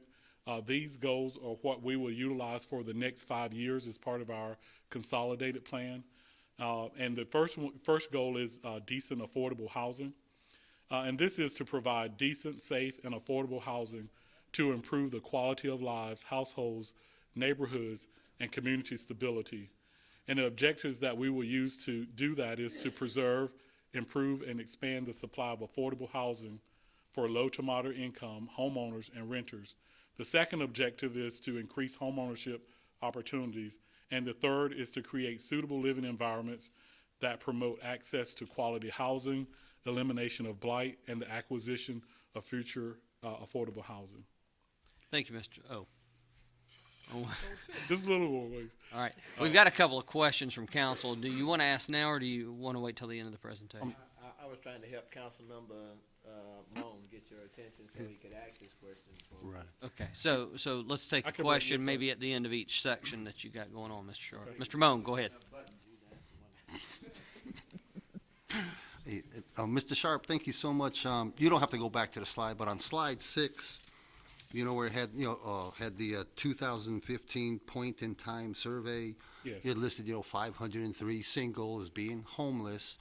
And I had heard that the number is actually higher, but recently some rules for the way you count or the way homeless are counted has helped, make it appear that the numbers are lower. Like if I had a hotel for that evening or for a couple days because I had, $100 in my pocket, but then the next day I'm homeless, I wasn't really counted because I wasn't on the street. In the past, people that were living in temporary places like that because they didn't have a home or is that true or not? I've heard people tell me that. That is, and it's based on the new definition. So for the last 2 years, we have utilized that definition, which if you go back and look at the trend from when we dropped dramatically was when that new definition was put in place, which, again, just lets us know that the number is actually higher than what we count because, if they just were able to save up just enough money to get a night in the hotel, then based on that definition, they are not counted, just as you stated. Right, so that's a formula or definitions that you had to follow when you do the annual point in time survey. Correct. All of the entities, municipalities, when they counted, were supposed to use that HUD definition for the count. Right. So the homeless is really higher. Yes, sir. Okay. I mean, that was part of what was brought out at the forum that was recently held at the library, just, so the citizens could understand, why we do the count. We know that we can't count everyone and the basis for our count. Okay, thank you. All right. Go ahead, please, Okay, Mr. Sharp. so goal 2, suitable living environments, and this covers quite a bit, but the goal is to create environments that promote neighborhood improvement, eliminate slum and blight, increase accessibility, and support the homeless. The first objective is to provide support to the city's efforts to extend water and sewer to newly annexed areas, pave remaining unpaved streets, and various community improvements. The second objective is to support homeless programs and service providers to reduce the number of homeless while increasing their independence and self-sufficiency. And the third is to provide programs that eliminate slum and blight and increase the appearance of neighborhoods. The third goal is under economic opportunities. And this goal is to create community investment programs designed to support entrepreneurship, economic empowerment, retention of businesses, and job creation and job opportunities. And a couple objectives under there include provide loan and grant programs to support the development and expansion of small businesses, and then to create job opportunities through entrepreneurship training, job skill training, and coordination of community resources. So those are the 3 main goals that we have, and with that, we will have different programs that are designed and will be designed to help us to meet these goals. Just want to talk a little bit about where we are with some of our funding. As I had mentioned earlier, we did have a decrease both in home and community development block grant funds. However, we do have more home funds available for different reasons, but in CDBG this year, we actually have $974,000 less. And just to explain that, that is based on the fact that we have a smaller allocation this year, about $17,000 less we received in community development block grant funds. We have a little less program income that's projected. That's based on some of the loans are paid off throughout the year, so we're not projecting those loans in the upcoming year. And then also we have less prior year funds. One of what you had been seeing in the previous years especially under CDBG, had been where funds from previous years were just rolled over and utilized in the next year. Well, with the purchase of the Bunce property last year, it took a sizable amount of those funds that we had had not been spent in previous years. All of that really gave us less CDBG funding. And what that did in terms of what we had available for nonprofits and those public services, I just wanted to highlight that because we did have some concerns or comments with that, is that we can only fund 15% of the programs as public services. And so what I've just mentioned in terms of less CDBG funds, we also have less funding for public services. I wanted to just kind of give you a snapshot of this year and last year's budgets. So in the column in the left, 2015-2016 funding sources is the proposed budget for the department, which totals $3,434,462 compared to this current year budget of $4,179,203.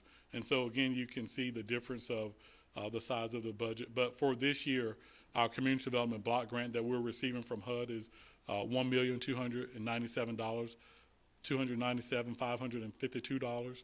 Our program income, $180,707. Our home investment partnership grant, $546,046. Our program income for home, $294,154. Prior year CDBG funds, $106,666. Home prior year funds, $941,081.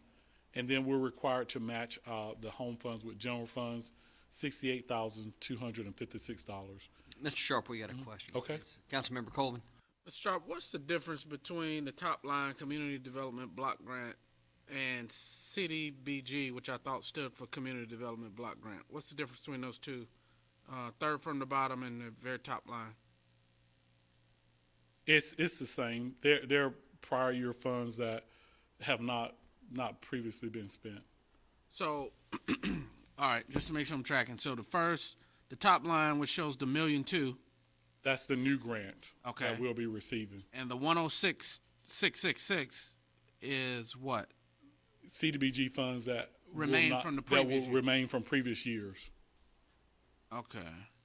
And so if I look to the right of the CDBG from the prior year funds, it started out as it was $1 million left over from that previous year? Right. So, yes, sir. So in this current year, we started out with $1,040,752.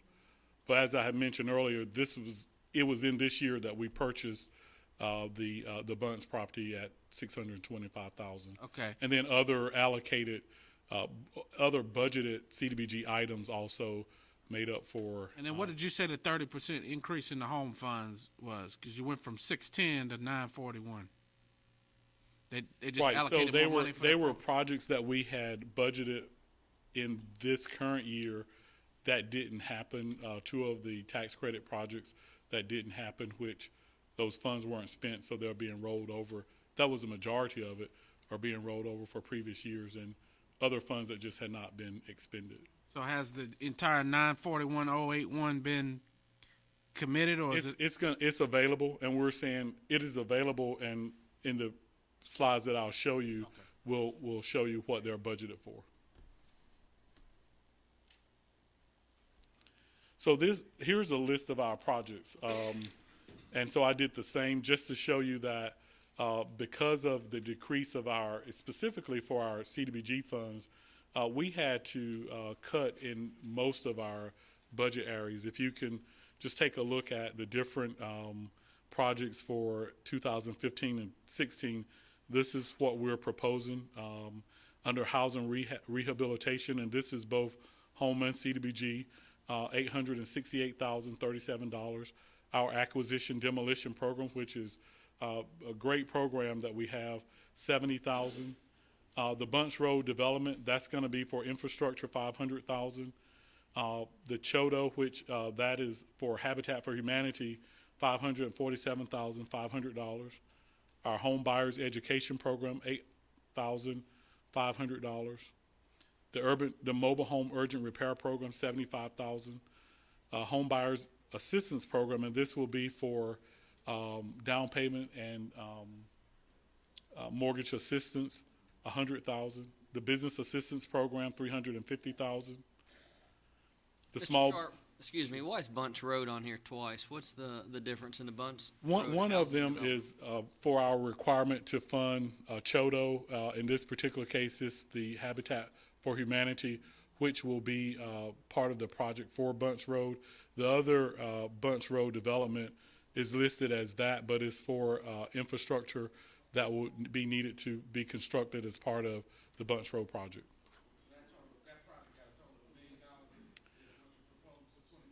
Yes, correct. So the infrastructure is the roading that you're going to build in order to get to the houses, or just the roadway? Correct. The streets, the water and sewer, lights, and all that involved in creating the subdivision. Gotcha. Okay. Under the Small Business Development Grant Program, $25,000. Sees the Women Business Center, $60,000. The Facade Improvement Grant, $30,000. The Small Business Retention Grant, $50,000. Section 108 loan repayment, $81,000. What is that Section 108 loan payment? That is where, and this is the 5th year of repayment where the city borrowed against this community development block grant, which was for the capital project. This will be the 5th year of repayment of a 10-year period. So it goes away now?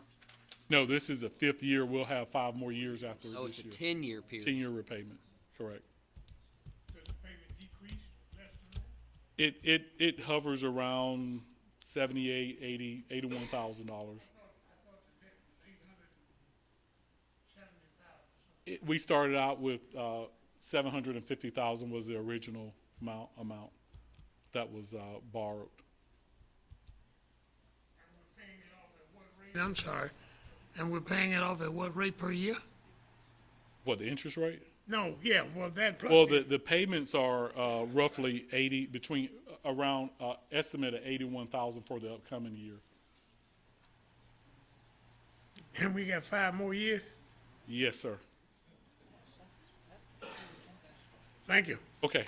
Mr. Sharp, the $350,000 for business assistance program, is that our new economic development office, or what is that $350,000? No, that is an existing program that we have. It actually replaced our downtown loan program. We've had it for a few years now. It is a program where we're providing gap financing for small businesses. A great program. The banks love it. In the redevelopment areas, they're able to get 3% interest rate, which the banks factor the gap that they have into their formula. And as I said, we've been able to help many clients.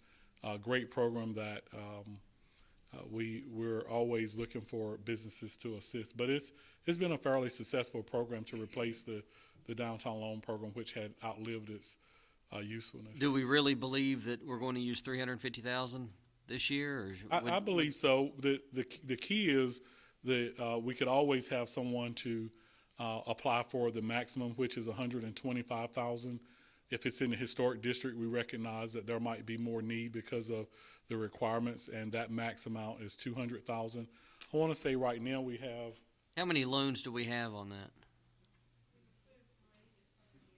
So this program year, we have approved 3 loans. You have to just take in mind that with these particular deals, you have the businesses that are working with the banks, And so it could take anywhere from 3 to 6 months for one deal to be approved. But again, the focus is on small businesses that are creating jobs, and that's how we're able to utilize this program. And those small businesses that have used it, I can tell you they can give you testimonies in how it's made a difference in them being in business or not, or being able to expand or not. Mr. Colvin?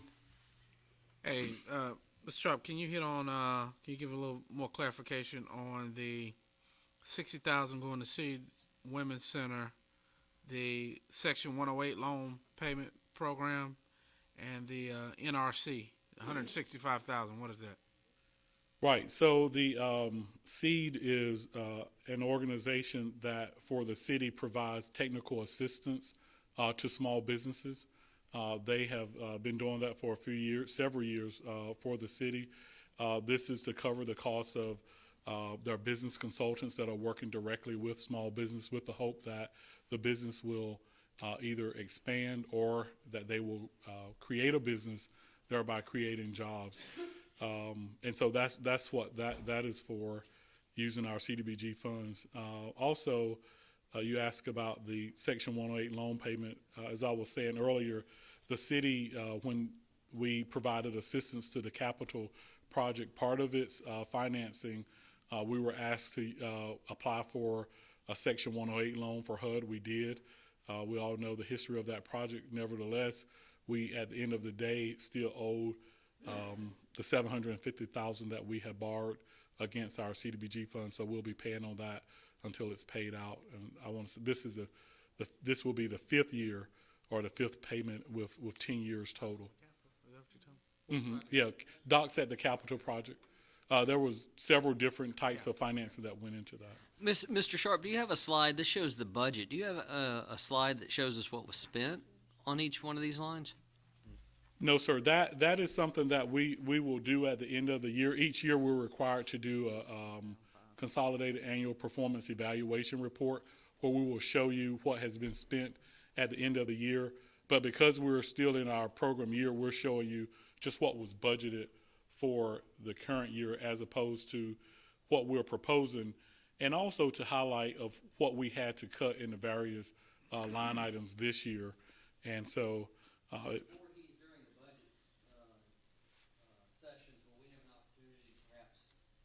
reshuffle some of this. For instance, I know that there's a couple of agencies on here that council may find it a bigger priority to fund than some others. Mr. Mayor, if I can, if you do have a desire to do that, because this plan has to be adopted and submitted to HUD, we will. Our schedule is always different from the city's general fund budget schedule. So if whatever changes you may have, we certainly can, make those changes and entertain it. But because of our different cycle and this having to be submitted by the May 15th deadline, we would have to make those adjustments prior to the city's regular budget being adopted. So I'll be more than happy to entertain those changes. Okay, I'm thinking procedurally how we need to do that with council. The other part, if you like, I have some more slides that break each area in detail that might be helpful in discussing those items.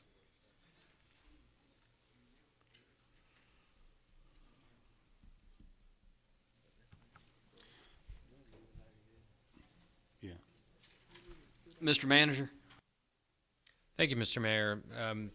Mr. Sharp just points out a challenge that all jurisdictions have with the federal budget year being off cycle and these deadlines.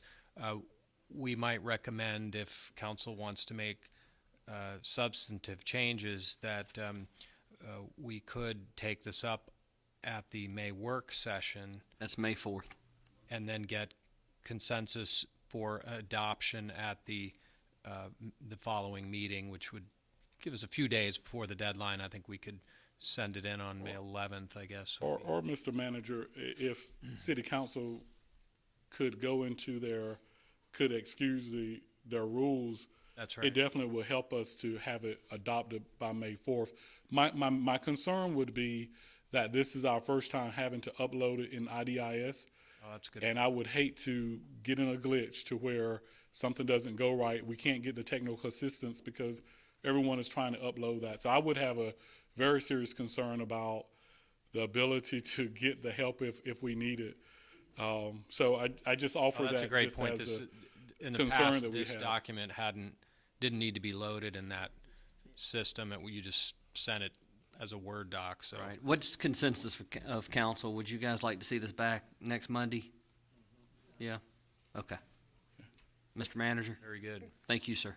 Mr. Mayor, so I guess I can end here, and just if there are items that you have, just so that we can provide you with additional information in terms of any, I guess any consequences of whatever change you may have for your consideration, it would be great to find out what your changes may be, so we can adjust and have a balanced budget ready for you. We will, in fact, council, if you'd like to contact Mr. Sharp between now and then, maybe he can use the subject matter expert's pencil in presenting that next Monday night. Okay, I'll be prepared for that. Thank you.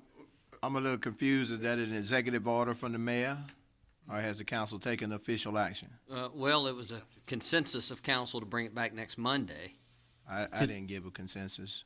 Okay, so you're against it? Mr. Mayor? No, I All right, we can move vote. that we approve as presented by Mr. Sharp, move forward, because he's already told us that, in fact, for us to come back next Monday is what date? The 4th? May the 4th, and he needs to be able to get started on the process on May the 4th. It would be ludicrous of us to put him under that kind of pressure. Okay, so we have a motion by Councilmember McDougal and a second by Councilmember Wright. Take questions on the motion. Yes. So, by approving the presentation, what you were asking to come back next Monday night, give a little more clarity on that, because I was running some other figures. Well, I know a couple of the programs that were on the slides had been priority of councils in the past to look at funding and maybe increasing some funding for. So by doing that, we could reshuffle numbers. And that's what I thought we could bring back next Monday night for discussion. That can also be done during the course of a year, if I'm not mistaken. Is that correct? Anytime council wishes to do an amendment, they can. I would be curious as to when we talk about programs, and just so I could provide you guidance, for instance, if it is a public service area, we really don't have a lot of room because of that 15% cap. That's why I was saying if there is something that you want to do, if you let me know, I can advise you on how far you could go with that to be in compliance. And so that's what that offer was about, just not trying to second guess what your intent may be, but I do want to offer the guidance in terms of what we're held to as a city in terms of what we can spend and how much as a percentage-wise. Okay, thank you. Mr. Moan? I'm looking at our agenda packet, and it's got 3 options since, this is a formal presentation. We can approve the proposed consolidated plan and the 2015-16 annual action plan. We can approve it, both of them, with changes. It says we can, do not approve it and provide further direction to staff. And what I'm hearing tonight is there's kind of a hybrid where maybe we delay the approval and we set the approval for the 4th of May, this coming Monday. We suspend the rules during our work session, and that could be a compromise. And that way Mr. Sharp has, and his staff has Tuesday, Wednesday, Thursday, Friday to receive comments from council on what areas And I would recommend you get it in there tomorrow or Wednesday, so they have Thursday and Friday to figure it out, what we can and cannot change based on the federal standards and the funding. So I would say that'd be a fourth option. But, I mean, there's a motion on the table to approve it. Right. So we have to act on that motion first. Right. Mr. Wright. Yeah, my concerns were the numerous categories of funding, and as a council, we would need to be briefed on every area of concern, those priorities and what's important and what's not. And in those presentations, that would be pretty lengthy in order to break those down based upon the needs. And it sounds like to me there's a time limit on what you have to do based upon the new requirements of putting it into the system or something you had to do before. And I agree with Councilman Mamone that, we do have those options. But help me out to understand, based upon what, the mayor's request is, and, where there's still a motion on the floor, how would that affect, the projects at this point? Well, it really is not a matter of can or can't. I just want to be able to provide you guidance based on where you're headed in terms of the limits for which you could make any changes. I will say that from what we have recommended to where we are tonight, the Fayetteville Redevelopment Commission are recommending this particular budget to you for approval, and there were some changes that were made based on the staff's recommendation and what is being presented tonight. But it is what is presented to you. But who recommended this? Our redevelopment commission we've had a public hearing with the redevelopment commission, and we're recommending this budget based on that hearing. They did make one change, and that was with seed, to where we had recommended 40,000, and they increased that to 60,000. That was the only change. We took that from the facade improvement grant program.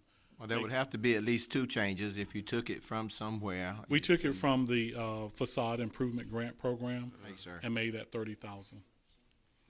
So, but hopefully, to answer your question, though, as long as we know what your changes are and that it keeps us within those limits, we should be able to make those changes based on City Council's wishes. Okay. Thank you. But just the time frame that Councilman Moan mentioned, it's pretty tight time frame. You're talking for May. This information has to be in.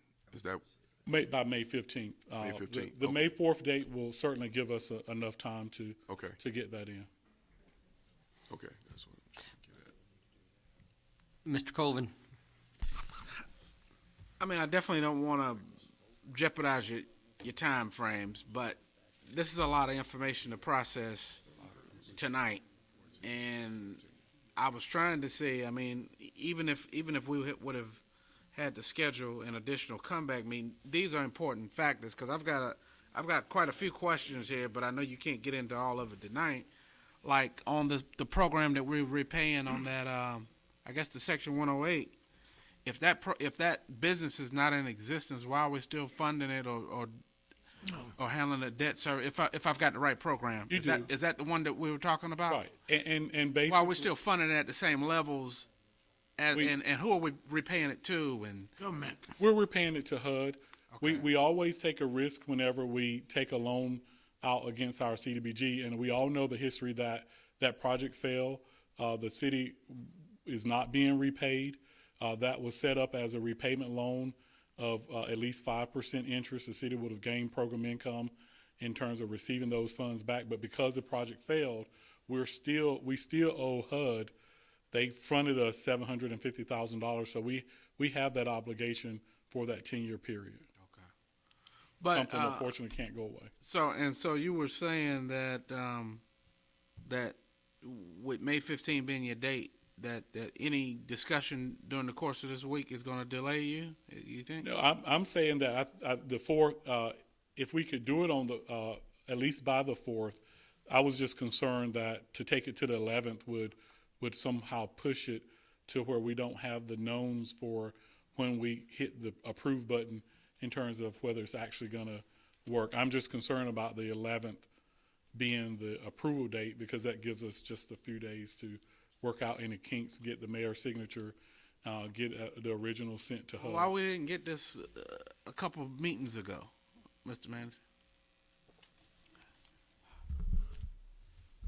Well, I think, council member, this is a challenge that all cities go through annually, is to get this thing through the process and to councils in time for adoption to meet the deadline.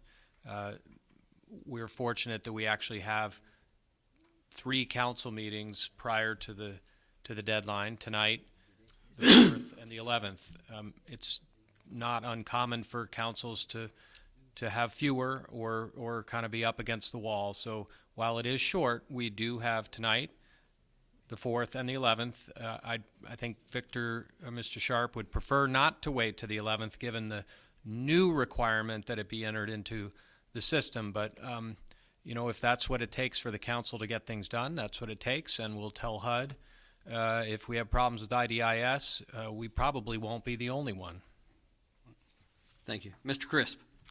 Maybe it's because I've been here a while and I understand most of these programs. For example, the Section 108 loan payment is where we stood behind the capital project, Councilman Colvin, and that went into default, and so we were left with $750 bill that must be repaid to HUD. That's what that is. It's not that he's programming that. This is a mandatory repayment based on a schedule of paying it back for 10 years. There are other things here that are disturbing to me, but it's apparent to me that Mr. Sharp and his staff have juggled these figures as best he can. For example, we've gone from $100,000 acquisition demolition to $70,000. He's juggled this thing about as good as it's going to get. We're hurting. Yep. I just don't see, and secondly, I think it's bad government for us to create situations where we have to suspend the rules. Okay? That's not suspending of the rules is for emergency situations, not for us to create situations to suspend the rule. I think Mr. Sharp has done his work on this. I'm concerned with some of the areas such as seeds being cut $5,000 and Operation Inasmuch being cut $5,000, but it's got to come from somewhere. And I just don't see how it's going to get any better between now and Monday than it is right now. Thank you, Mr. Mayor. Mayor Pro Tem. Thank you. I just kind of wanted to echo what many council members have said. I do want to also include that there is a redevelopment commission, right, that been working very diligently on this, which we appoint. And I actually used to be on the redevelopment commission, and there's meetings that they have that kind of go into detail with the different programs. So though I think it's always important to have discussion, I just want council to know that we appointed very competent redevelopment commission people that actually had a special meeting, I think, to revisit these numbers already, to make sure they can give these programs the adequate money that they need, but still realizing the deficit that we're having from Washington. So this is not something that's unique to our community. All communities that have received this funding is getting a little bit less this year. So I just want to thank you all for efforts to try to keep on funding these great organizations and programs. And for the councils, one of the reasons that we highlighted both of the budgets is for you to see that any cuts that were made, they weren't made to organizations, just the organizations that we fund, but we did some very deep cuts in programs that we know are staple programs, such as our acquisition and demolition. That is a program that has cleared a lot of blight in our community. It has saved the cities on its general fund dollars, because now the Development Services Department are able to refer those clients to our department to bring those structures down, rather than them having to come to council and then we're having to spend general fund dollars. And so in many of the areas, there are drastic cuts in programs that we operate. And we just thought that if we're gonna cut the programs for which we operate and citizens come in on a day-to-day basis use, surely those organizations that we're funding, which is not a guarantee, that they should receive part of that cut. But I also want to point out with SEED, they are also being funded as part of our general fund dollars, and they are getting. We are recommending that based on their request, there would be a recommended increase from what they're currently being funded this year, and what will be recommended to council in the general fund budget as it stands right now. So, Mr. Crisp, the reason. Excuse me, the reason that I brought this up possibly for us to look over was because, of course, one of our priorities this year, one of our goals was homelessness. Yes, sir. Much on these slides and these programs deal with homelessness. Yes, sir. Some of them do not. I thought it might be a good opportunity to let's look at what is funded and what may be funded more appropriately with our strategic goals. I also noticed that the Hope Center was on here. I wasn't going to do this tonight. I was going to wait till next Monday, but I may not have the opportunity. The Hope Center is on here, and so is True Vine Ministry that's running the Hope Center. Should those be combined? I mean, there are things on here that I think we should discuss, but certainly it is at council's discretion if, how you want to get into it, if we want to support the strategic goals or if we want to accept it and move on. I'm fine either way, Mr. Crisp. Well, and I hear you, Mr. Mayor, and I'm looking at the Salvation Army that was 25,000 last year, and I don't see them at all on this side this year, and that's obviously a shelter for homeless, and I understand our strategic goal of doing what we can for the homeless, but at the same time, I just don't know that we're going to be able to take a lot of money from these other programs, and how would we develop it in terms of the homeless? Now, the question, Mr. Sharp, is if we approve this tonight, can we make changes during the year? You can, but a lot of the questions that I hear have very quick, easy answers. For instance, with True Vine Ministries and the Hope Center Homeless Shelter, we try to separate that because the city has said this is a city building, and for the organization that runs it, we're willing to pay the utilities, the extermination costs, and all of those basic maintenance costs for the facility. And so that is going to benefit them because otherwise they would have to pay a lease, they would have to pay all of those operational costs. The $10,000 that would go to them will be purely for their operational costs, staff, and that type of thing. And we know that they, after this year, they probably will apply next year, perhaps could get more funding. The Salvation Army didn't apply this year, and so, we had no way of assisting them.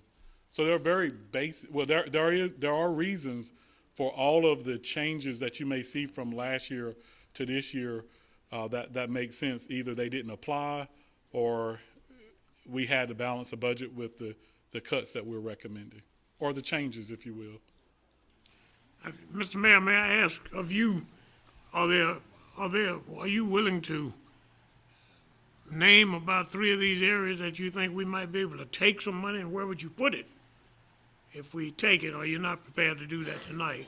Well, I think we need to discuss that and look. I mean, right now off this slide I see, and I hate to keep going back and badgering the Bunts Road development project, but, that's at $500,000 this time. And first of all, I'm not absolutely positive, of course Mr. Sharp may be, that we're ready to spend that $500,000 on that project. Well, again, there is guidance that would go with all of that. Those are home funds, so it couldn't be used for anything but development of affordable housing and housing. So we're only talking about a 15% amount that could go towards public service, and that's why I highlighted that earlier, because I didn't put the number there, but we struggle with what we are able to fund for public services. and it's just that 15%. HUD understands that you could pour a lot of money into public service, so they limit what we can fund with that. So the amounts that you were talking about, they're very small. It will be, and I'm asking staff to figure that out for us while we're up here if you need it. But we're only talking about a small amount, and I can give you the areas that you're talking about for public services. The neighborhood resource centers, the homeless shelter assistance program, utility deposit assistance program, homeless client assistance program, Hope Center, homeless shelter, the Operation Inasmuch, and True Vine Ministry. Those categories, and I'll go to that slide. Most of them come under this suitable living environment. If you were to take off the beautification program and the water and sewer program and add the neighborhood resource center, that is the budget that you're dealing with that keeps us just very, very close to that 15% cap.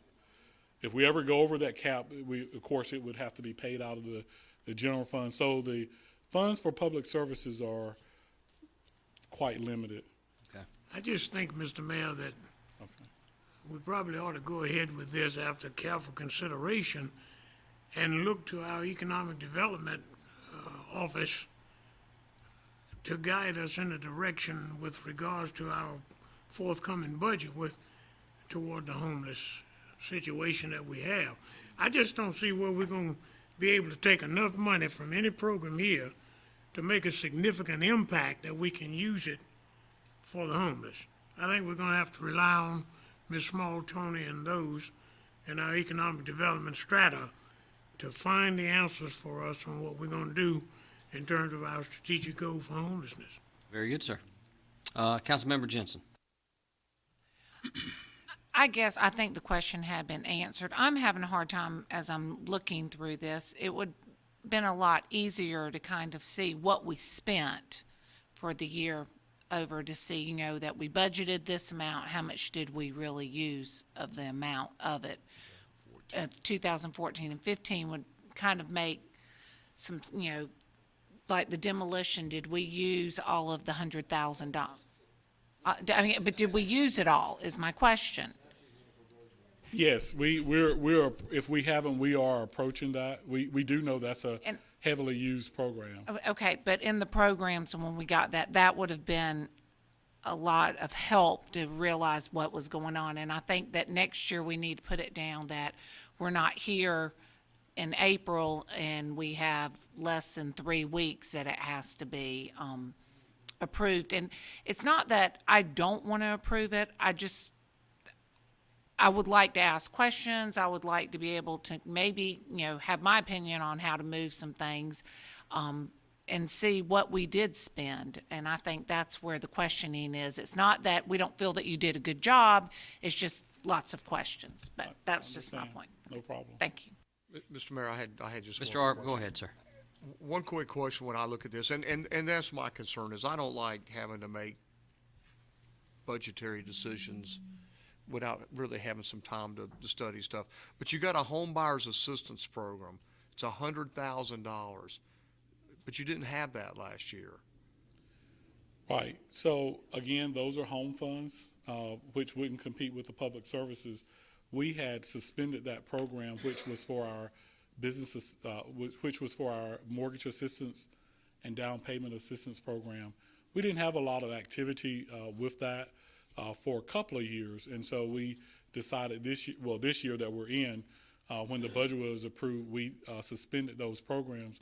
But we are hoping to bring back a program that would provide more of an incentive for the home buyers to actually be able to use it. One of the things that we had found out was that they were able to get 100% of their financing. So rather than it being a loan, perhaps it could be a grant. So those are the types of things that we'll explore in terms of developing the program that would be approved. I just think it might be helpful on a slide like this that somehow we have it designated so we know, so it clearly stands out that what type of funds they are and, you know, I don't know if you color code it or how you do it. So, but because things like that, I look at that and I go, wow, we just got $100,000 for a program we didn't have before. And, and so if I'm looking for bill payers for things, I'm looking for new things or things that have lots of money that you can shave a little bit off and pay something over here. And so it just will be helpful for me to know what you can or can't shave based on the type of funding it is. Okay. Thank you. All right, Mr. Colvin, then Mr. Wright. All right, just not to belabor this, but so I guess just to recap this, about 15% we've got some discretion as to what those funds can be used for, and you saying about 85% is committed to a certain type of usage. Is that right? Like you referred to the home funds and right. So the in under CDBG under public service, you have a little over roughly 198,000 that would be available to you. Well, before I get you back into there, where I was going with this is, if I vote for this tonight, can we get a distinction between the funds that are, what do you call, public service funds, and the other funds that have specific allocations? It doesn't mean that we couldn't amend you spending $100,000 on, what was that project you just mentioned? Home buyers assistance. As long as we utilized it in something in that same category that's eligible for those home fund usages, right? Correct. And yes, sir. And yes, that's correct. So, I mean, we're only dealing with a few programs for the public service. The main amount that's being spent on the public service are the neighborhood resource centers, and that covers mostly. So are you able to get us a separation of the type of funds and the amount that's been spent and what's remaining, like within the next couple of weeks, a week? Yeah. So basically, these slides were done somewhat to indicate what area that they come under. I certainly can add the funding source, but it seems that the issue, and if I'm wrong, let me know, is basically centered around public services. And so. Not my issue. Okay. Well, I can bring it back with what the funding sources are for the various programs. Okay, we have a motion on the floor and a second. So, council, at this time, I'll ask you to vote.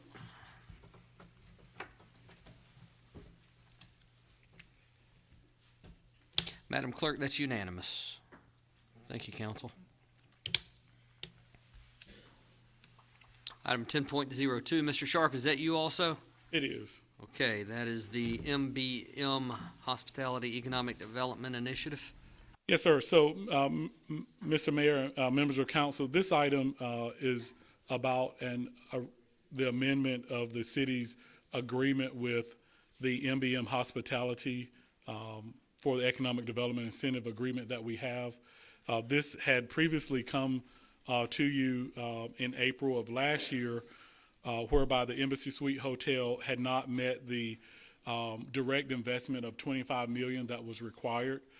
So City Council amended that agreement and made it $22 million. We've had a situation where the owner of the project appealed to the Cumberland County Board of Equalization and Review, and as a result of that, the property, the taxes on the property were not property, but the assessed value of the property was reduced to a grand total of $17 million. And so right now the agreement is out of compliance.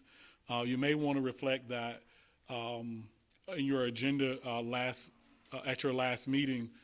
There was a approval of a tax rebate for Embassy because of the appeal that was made and because of the reduction of taxes. And so as a result of that, we're recommending that council approve an addendum or amend the current agreement for a second amendment that makes the direct investment $17 million as opposed to the $22 million, and also approve the net grant award of $245.94 and authorize the city manager to execute documents pertaining to the agreement. In essence, what this does is, in the information that we're providing you, there was $13,656.65 that should be repaid back to the city as a result of the city rebating those taxes. And we're recommending that that be deducted from the payment that would be given out this year, given that net amount of the $41,245.94. Okay, thank you, Mr. Sharp. Council? Is there a motion? Mr. Crisp? Move to approve. State the motion for me, Mr. Sharp. And that recommendation is to approve an addendum to the current signed agreement that changes the required direct investment from $22 million to $17 million. Approve the net grant award at $41,245.94 and authorize the city manager to execute the documents pertaining to the agreement. So moved. Second. All right. I heard Mr. Wright second since he was sitting closest to me. Is that a question? No. Good. Okay. Council, this time I'll ask for your vote, please. Do it again for me, Ms. Jensen. Thank you. That's unanimous, Madam Clerk. Oh, we're missing one. Oh, he's unanimous. He's agreeing. He's agreeing.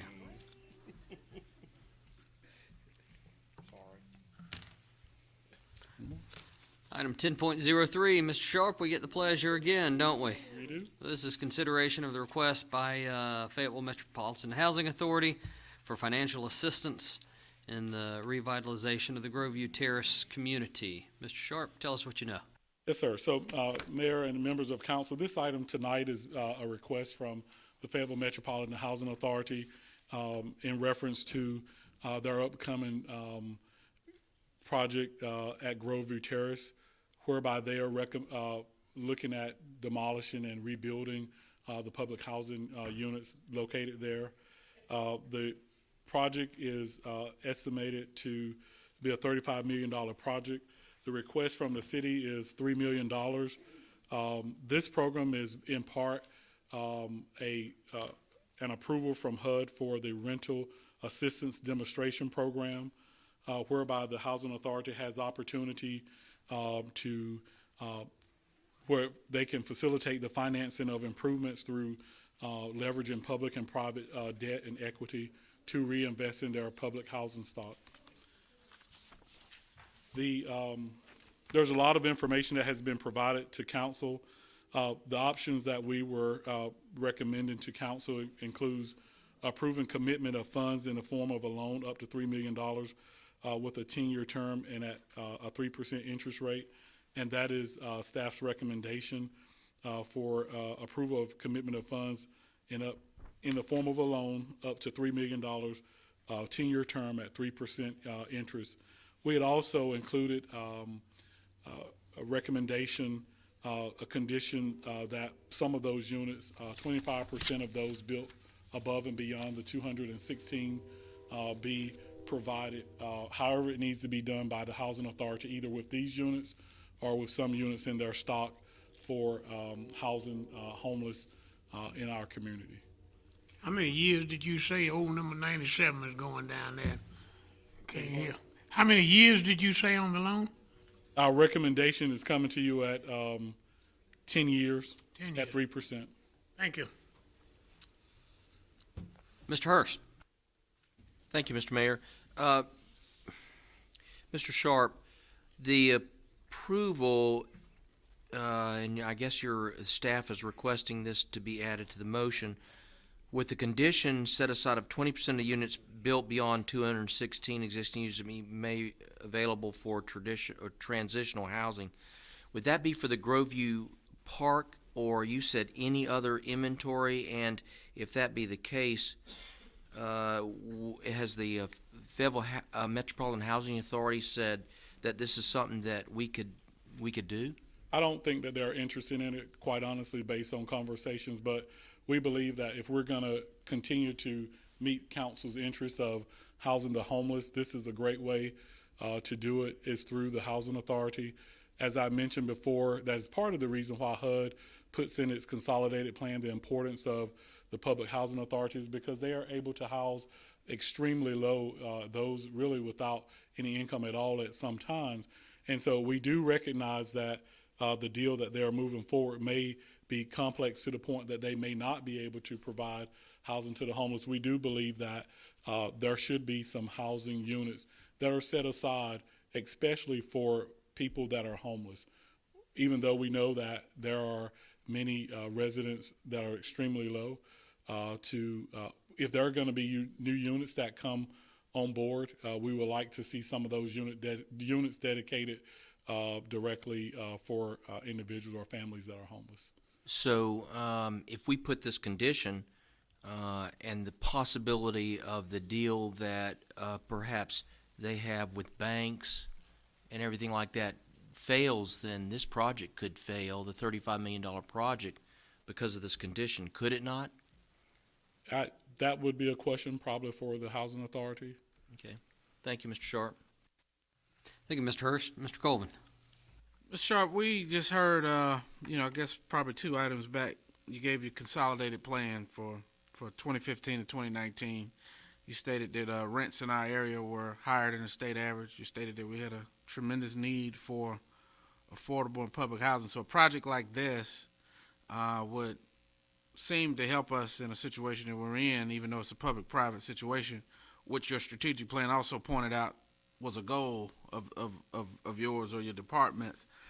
So I guess what I'm asking, as we look at this, not only is it on a major corridor, but that, I wanted to look at, I need to probably ask this to the developer or to the housing authority about the terms and conditions to make sure that it's cash flows, because I have some questions about that. If you have a certain set aside, like you were recommending, those are actual properties taken off of the inventory that will not cash flow. Who were you proposing to pay the rents and the utilities for those set aside units? Well, my recommendation would be that the same formula that is used for the people that would go in there continue to be used.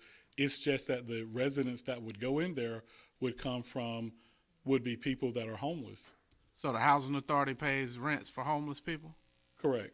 Okay. It would be that rather than being someone that would apply and were able to get in these units, we're just suggesting that they come from people that they would be homeless. Probably a question for Ms. Driggers.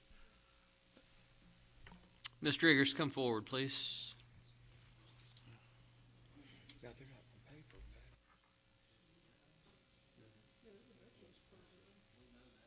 Ms. Driggers, how are you? Doing fine, thank you. So, excuse my ignorance in this, but so if we got a gentleman that was under the bridge, if I could bring him to your office, you would pay his rent? Is that how that works? Well, basically, let me back up some. We work with the homeless every day. We don't have any certain quota one way or another. If they come in, we try and help them get qualified, get credentials, etc. We deal with it every day. As far as, we right now have 2 programs, public housing and Section 8. I don't have a transitional program per se. HUD makes the rules, I don't make those. They determine my eligibility for each program. With the new units that we're proposing, we're talking about a public housing site converting to basically a voucher type setting. Long term, we'll still be the owner, managing entity after a point, etc. They'll involve tax credits and vouchers. And obviously, I'm sure in my developer partner back here, Murray and Jim of United Developers, they're the tax credit experts. Very similar to what we've done in Hope 6. I would say what we would envision over in Groveview would be something that would look very similar to that. But as far as the financing and the programs involved, they're a little different than Hope 6. Again, one thing with Hope 6, it came with a $20 million check. HUD doesn't give us that now. What they're basically doing is loosen our strings a little bit so that we can kind of combine our efforts and try and replace units that are 74 years old. You know, we've done about what we can do with them. They've lasted a long time, very durable, but you know, it lacks an awful lot as far as the quality of unit we can provide. We pretty much have used those all we can use, I think, and get something that's viable.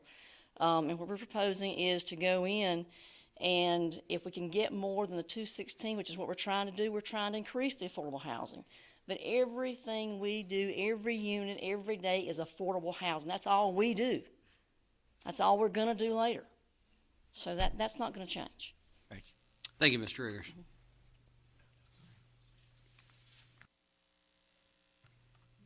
Council, any further questions or action? Mayor Pro Tem?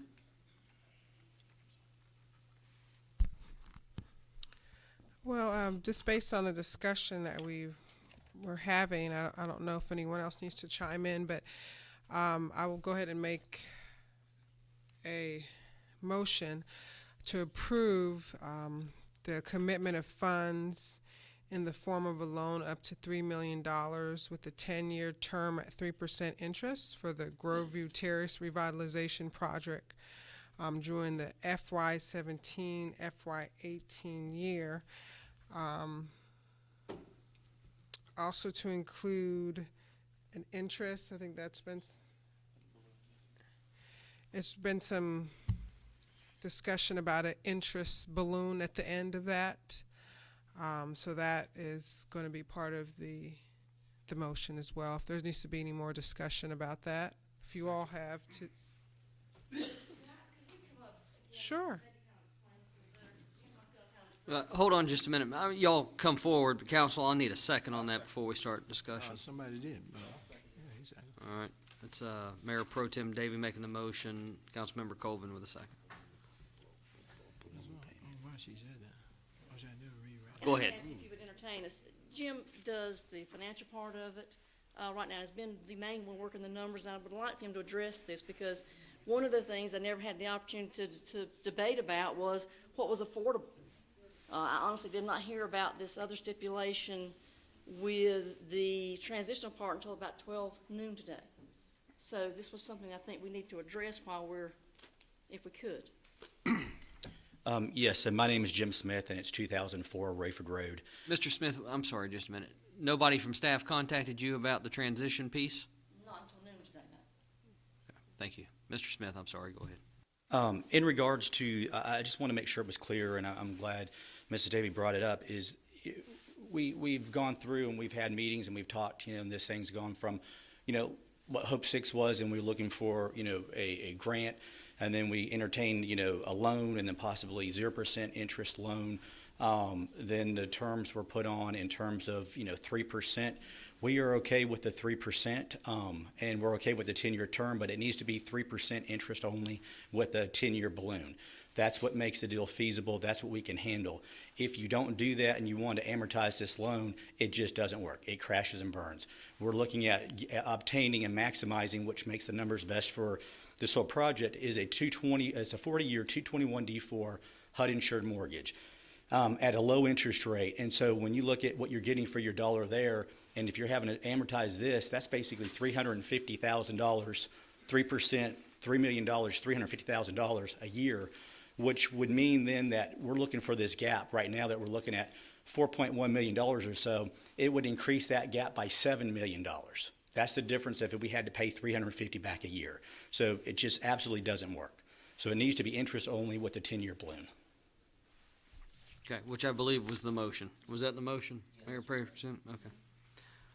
Any further questions? And I'm sorry, in reference to the transitional housing, same thing goes about there. In terms of the funding for this, I actually called Housing Finance today when we got news of this and asked, are there programs or is there anything? Basically, 216 units are being covered by HUD. There's subsidies coming in for that. The remaining units that we're building, however many more we can get, will be straight tax credit units. Those rents will average between the 2 and 3 bedrooms about $600 a unit. Well, right now, as far as we know, I don't know where that's coming from. So if you take 14 units at $600 times 12, that's $100,000 a year. That alone reduces what we can take out on a first mortgage by about $2 million. So once again, if you put that into play, you're adding $2 million to what we're looking for from local funds. So that condition kills this, and obviously the interest only is what we need. So, thank you. Okay, thank you. Council, any other lights? Yes, I pushed my light. Oh, Mr. Moan, I'm sorry. Mine's a question for the city manager. I believe you recently put out an email where you talked with our chief financial officer, and she was concerned with the interest-only balloon payment at the end, because you were looking at the risk management fund, which, funds all of our potential health claims, this and that as a source. And in your email, it said that our city's chief financial officer was comfortable with an interest-only loan for the first 3 years, and then the interest be amortized 4 years, 4 through 10, and she was more comfortable with that. Can you speak to that? Yes, Councilmember Moan, you're exactly right. That's what our CFO has stated, that she's willing to recommend an alternative to a 10-year amortization, and that alternative was 3 years interest only, and then amortize the remaining balance over 7. Right. And then a question for Mr. Sharp. Earlier in the presentation that you gave, there was a term you used, gap financing, for one of the funds you had. Right, the business assistance program? Business assistance. And have we yet, as a council, received the financials from the organization? So, what's actually in their bank account? What is the actual gap? How much savings do they have? Projections they'll start receiving after the first 20, 40, 50 units are built. Guaranteed income from HUD, so it's a revenue. The revenue's going to come in, and so I'm just trying to figure out. Show me on paper where is the gap before I'm ready to do a interest-only loan with a balloon payment at the 10-year from a fund that we already have at risk. From a Ms. Moan, to address your question, an opportunity to address another issue that has come up tonight.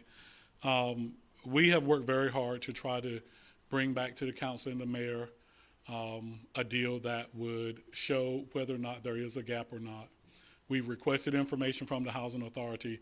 I am not satisfied that whether or not a gap exists or not. I think a gap is based on the Housing Authority's ability to pay the funds that they have to cover that gap, and that still is an issue. They have provided us the information that they will, and they said that it's a gap. We just heard that the project would crash and burn if we did not, if we were not able to loan them those funds. And so, based on what they've said and what they've given us, we have to believe that that is what the case is. And so, gap is based on whether or not you would have the funds to put in the deal. They're saying that they don't, and so they've come to the city for those funds, also to the PWC as well as to the county to make up what originally was a $6 million gap. I think that has been decreased somewhat. And there was a question about when the council, the Housing Authority, hear about the transitional housing. I will say that perhaps I dropped the ball on that. We met a few times, and one of the times we met, it was mentioned that transitional housing as an idea for the project. Last week was a very busy week. It came back up. My goal was to email them to let them know that that was part of council, our recommendation to council. I recognized today that I had not sent that information. Therefore, when I realized that, I sent that to them today for their consideration, and they have provided you with their feedback and information on that. But our goal for that was just to try to meet council's interest in any kind of way of providing not affordable, but housing for the homeless in the community. And then, Mr. Mayor, my last question for the city manager. Yes. With the risk management fund being identified as the source of this loan, and given Mrs. Smith's analysis of the interest only over 10 years versus interest only over 3 years, and then principal the last 7, what's your recommendation on a interest only for 10 years with a big balloon payment at the end? Council member, I don't recommend that. Thank you. Okay, thank you. Councilmember Colvin. Mr. Sharp. So in the comprehensive plan that I referenced earlier, what is your definition of a public-private partnership that you mentioned in the plan that you would like to see to address the affordable housing deficiency? It is where the city is partnering with organizations to create affordable housing, such as we do with CHODO, such as Habitat for Humanity, Kingdom Community Development Corporation, and CCAP, the Housing Authority, my own, and we're all about public-private partnership. But from my perspective, it is when we can truly say that we are partners, and that's when we can get the information that we need to make a determination of where we are. And so, yes, this would be a public-private partnership. And is it a difference, would you say, with the underwriting that you do when someone's asking for a grant than what you do when they're asking for a loan? Because to me, if the city's playing borrower, I'm playing lender in a loan situation versus a grant, I can see you analyzing it to see if the need is there. So then you are looking at reserves and assets and to make sure that money couldn't come from other sources. On a loan, don't you want your borrower to have means or financial resources as long as the equity relationship is there? How was it relevant, or what information were you saying that you didn't receive that prompted you to have some concerns with the loan versus with the grant? Well, sir, it was not there. It's not their intent that it be a loan.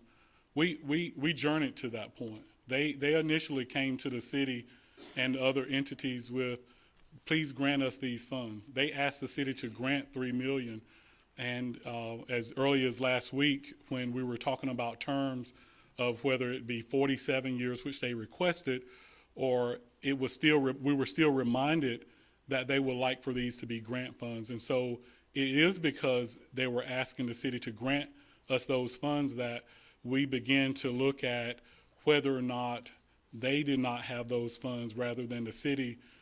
And so that's how it started. We were able to negotiate to a point that it did become a loan. So we've come a long ways in terms of our negotiations to where we began to ask for that information to the point that it became a loan, and we just continued on to where that's our recommendation, that it in fact be a loan, for that term.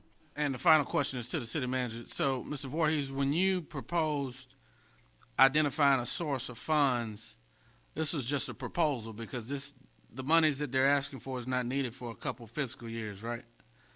Risk management was only one proposed source, but certainly that's not home funds, or you don't know if what the environment may be. Was that just a proposal, or were you basing all of the recommendations on the usage of that only? Thank you for that question, council member. And I think that you're on to a key piece here. We understand that the Housing Authority has a deadline next month to be able to confirm, I believe, to HUD, it might be to their private lenders, I'm not sure, but to be able to confirm that they have sufficient resources committed to this project.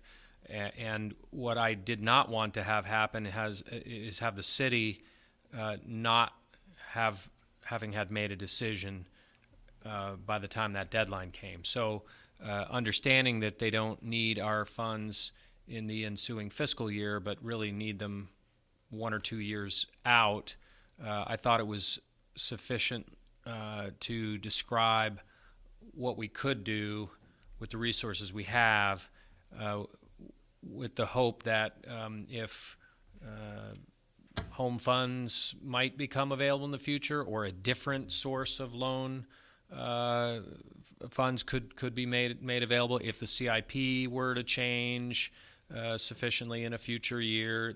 All of those kinds of options, even including the Housing Authority's ability to raise different private money or to express a lower level of need. Any of those things could happen over the next couple of years and might allow a future council to commit to a different approach. But I thought that this would be enough of a commitment that we could make, that our CFO could agree to recommend, and that's why we did it, so we could get some kind of commitment and allow it to proceed. Councilmember Crisp. Did I understand the gentleman and Ms. Driggers to say that transitional housing cannot be a part of the equation? Was that the way it was stated? Yes, sir. So then if transitional housing cannot be a part of the equation, how does this significantly help our homeless? Who's got the answer? Well, Mr. Sharp actually presented the answer earlier, because the affordable housing piece is part of fixing our homeless problem. Right. And the lack of affordable homes in the area. Would ameliorate rather, but my concern is, when did the transitional aspect come into the equation here? Well, as I said before, we felt that this, if the city was going to put $3 million on the line, at the very least, we could help to address the city's problem of homelessness.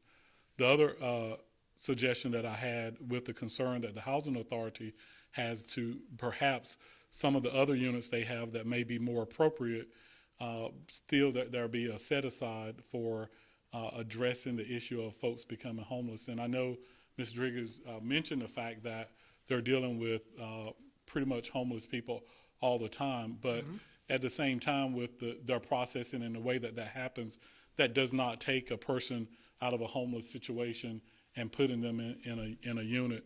We just thought that this was just a way that we could get, with the additional units that were coming online, housing for the homeless. And as I said before, I realize that that's the issue, so perhaps it could be somewhere else in their housing stock. Okay, then the next question that I have is, I thought when we were discussing this issue earlier in the evening, I don't remember the issue of a balloon payment surfacing. I thought that we were looking at a 10-year loan at 3%. And how did we suddenly get to a motion that incorporated a balloon and a deviation from what we were discussing?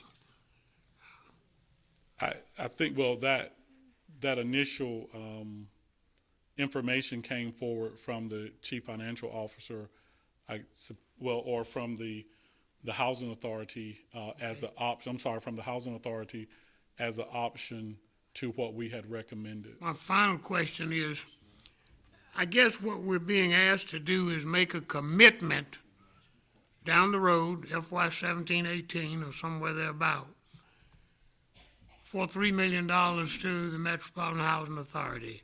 Is that correct?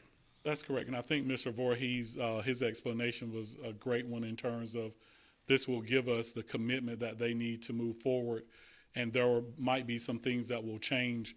Well, why can't we make the commitment to stand behind the Metropolitan Housing Authority for $3 million down the road without trying to dictate the terms of repayment at this time?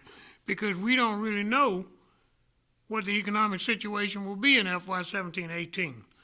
But if we stand behind a $3 million loan to them, then we have time to work out the ramifications of how that loan will be repaid. That just seems to make sense to me. Thank you, Mr. Sharp. Thank you. Councilmember Jensen. Mr. Smith, did you have something you wanted to say? I wanted to speak to Ms. Driggers after you are.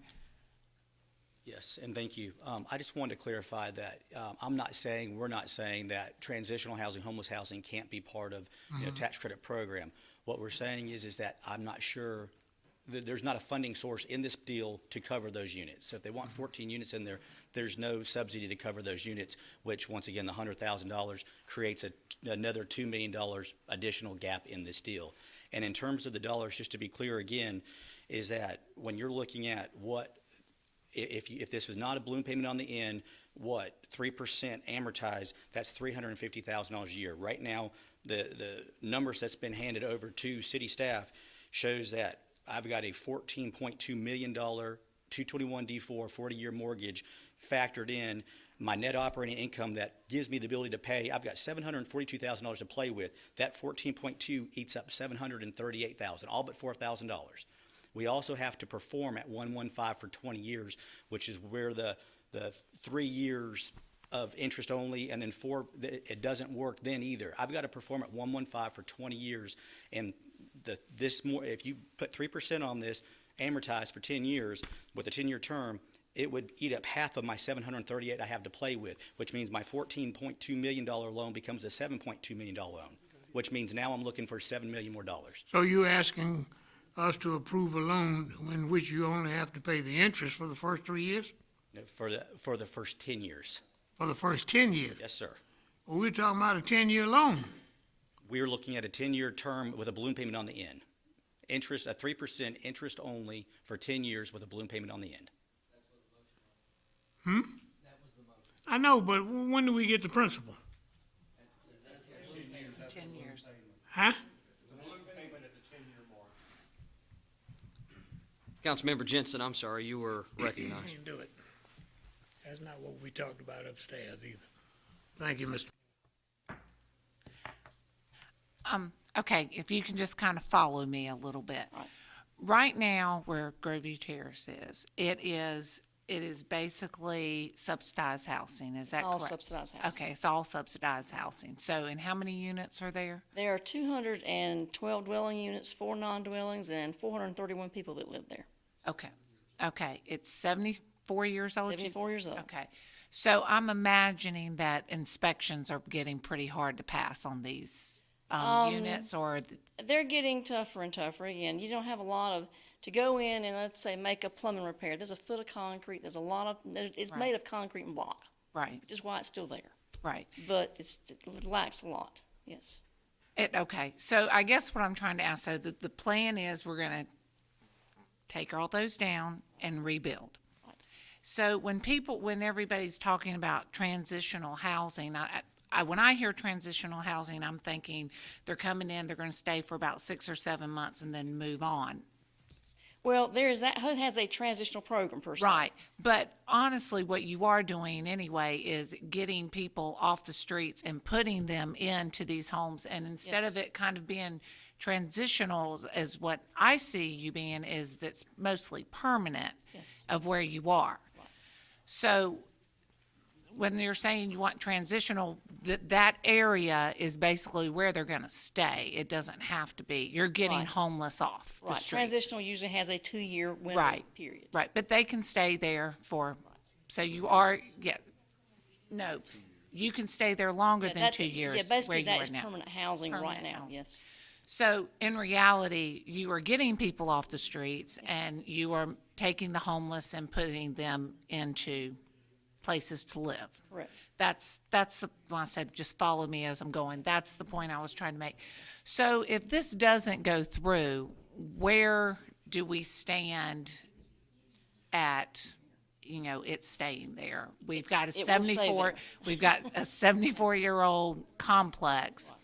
Will we be able to keep on getting? Yeah, we can continue on as we are. It's just getting more difficult as, you would expect with units of that age, passing inspections, meeting code, things of that nature. Right. And I'm sure the maintenance is a lot harder on a 74-year-old unit than it would be on a brand-new unit. Sure.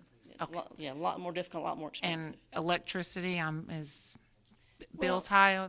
Yeah, a lot of extension cords, things like that have very limited, there's just a lot of things in there that we just can't provide through a foot of concrete. Okay, And all right. nothing's- Thank you. Sure. Okay, that was the last question. Oh, I'm sorry, Mr. McDougal. Thank you, Mr. Mayor.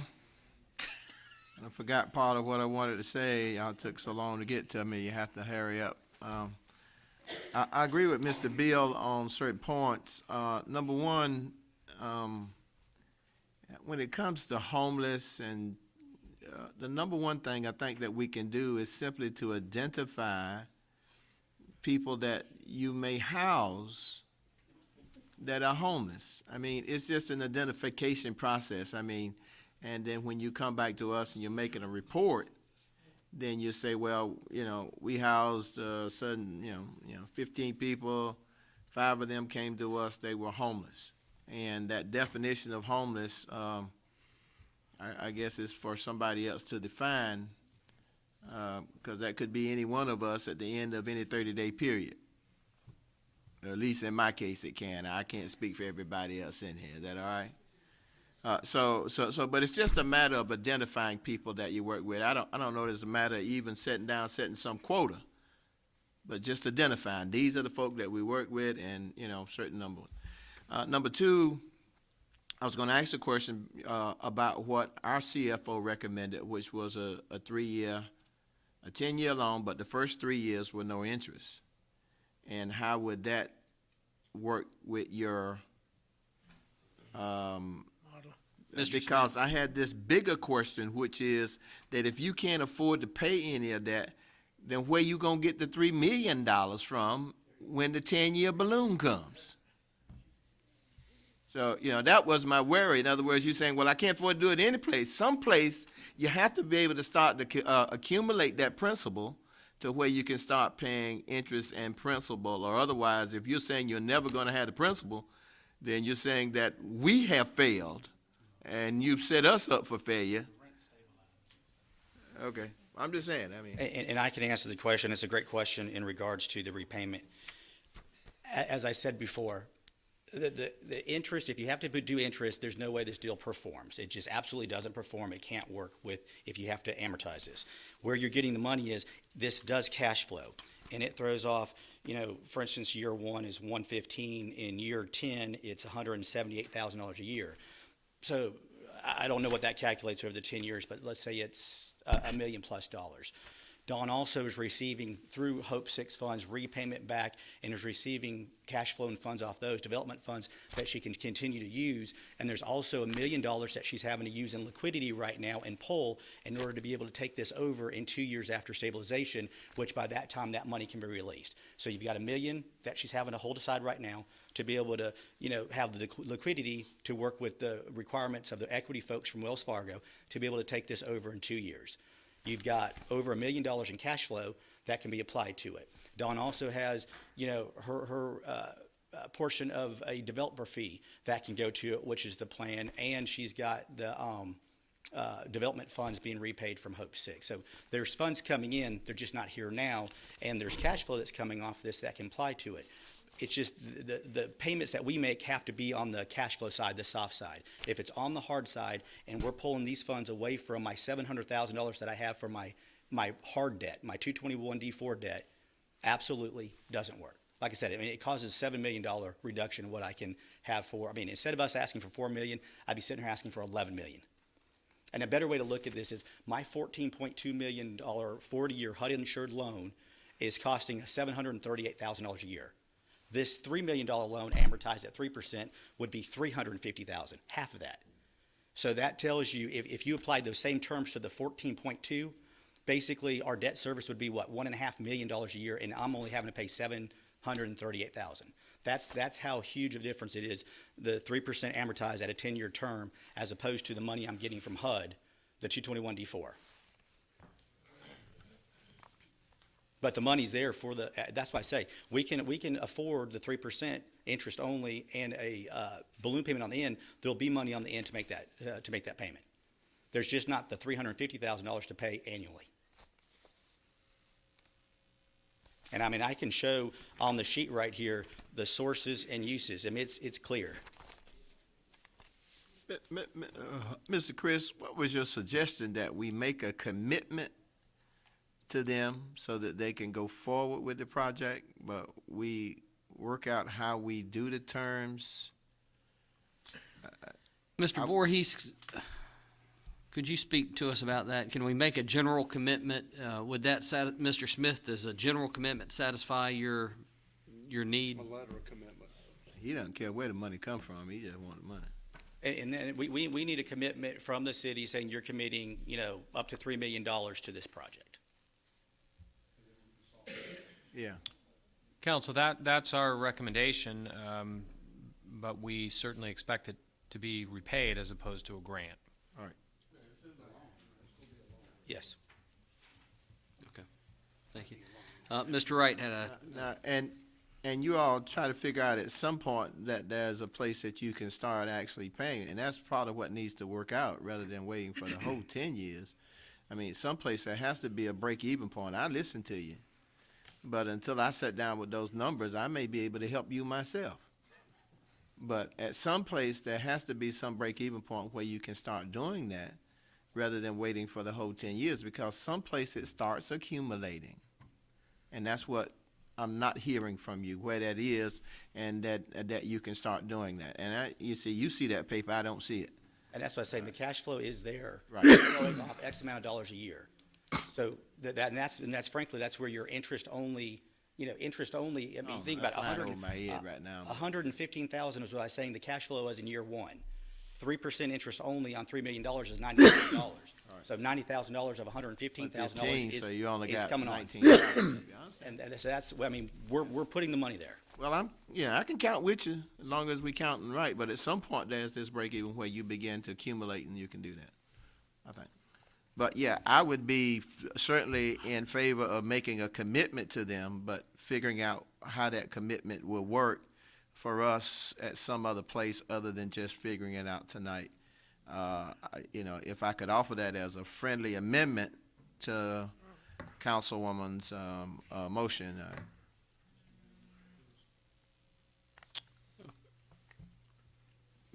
you're addressing the bill maker or the motion makers for that. Rather than just doing we know that a purely $3 million loan for 10 years at the balloon at the end is, don't work very well for us. But for us to make the commitment of $3 million and figuring out how we do that when they need it, we've got a little while to figure that out, but we will make the commitment. And I offer that as a friendly amendment to yours rather than having the $3 million, the 10-year balloon in there. Mr. Duggins? Y'all need to just move up here and sit down. Yeah, y'all need to move up front. Do you need specific verbiage in your letter as to that commitment? Excuse me, I'm Murray Duggins, 1107 Offshore Drive, Fayetteville, North Carolina. The first thing on your cash flow issue is borrowing the money from the bank. They're going to require, they want the development to be healthy. So that's the reason you have to have what Jim says is a 115. What it means in layman's terms is you got to have 15% above your operating expenses, and you got to accumulate that. The bank requires that for their liquidity, for them to do the project. The second thing is I'm personally guaranteeing this. I know you have some concerns, but I'm personally guaranteeing this, so I have some real concerns. There's no one else in this room that has any more concerns than I do. The third thing is the transitional housing thing, where that came from. It came out of the twilight zone as far as I'm concerned. The specific thing we need, this thing has been put together with Wells Fargo, $10 or $12 million commitment, bond lawyers. There have been more players in this thing. This is a $35 million project. And I look on the screen up there tonight, I could not believe when I see we're doing all this for affordable housing, and we're looking at a $35 million project that's going to help 275 families. I get kind of emotional to think this is even an issue. It just blows my mind that this is an issue.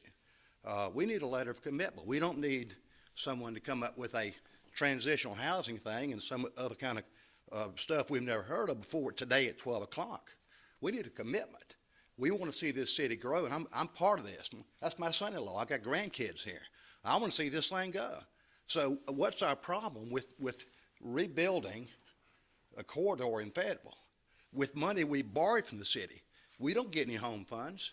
Did you see that map tonight? How many home funds were up there? We didn't get any of them. Zero. Was our name up there? No way. We're asking for a loan from the city. That's what we're asking for, to help 275 families, to bring 50 more units to this town. Now, if that's asking too much, I'm in the wrong city. No, I don't think it's asking too much. Not only are you bringing those families to the city, one of the things that I see personally is that, in fact, you're adding beautification to the city, so that the majority of people that come by whether air transportation or by automobile into the city, that is a major corridor where that stands. And in fact, we'll be driving by there, and they get a picture of this city when they enter on Highway 24. Thank you. You know, almost every person gets a And I picture of this understand your city. question. I'm very emotional about this thing. I will tell you right now, because if y'all are on the city council and you can't see what we're trying to do here and bring a $35 million development to this city that's going to help low-income folks, that's going to help transitional housing folks with no basic assistance from the home program, and basically a new commitment that we've never even heard of before. If you can't get what's happening there, I can see that. I'm not in the twilight zone. I mean, did I not see all this tonight? What's being proposed? Tell me where we were on that list up there. Tell me where the affordable housing deals we were. Tell me what Bunch Road's all about. I don't know. Is that a loan? Is that a commitment? I have no idea.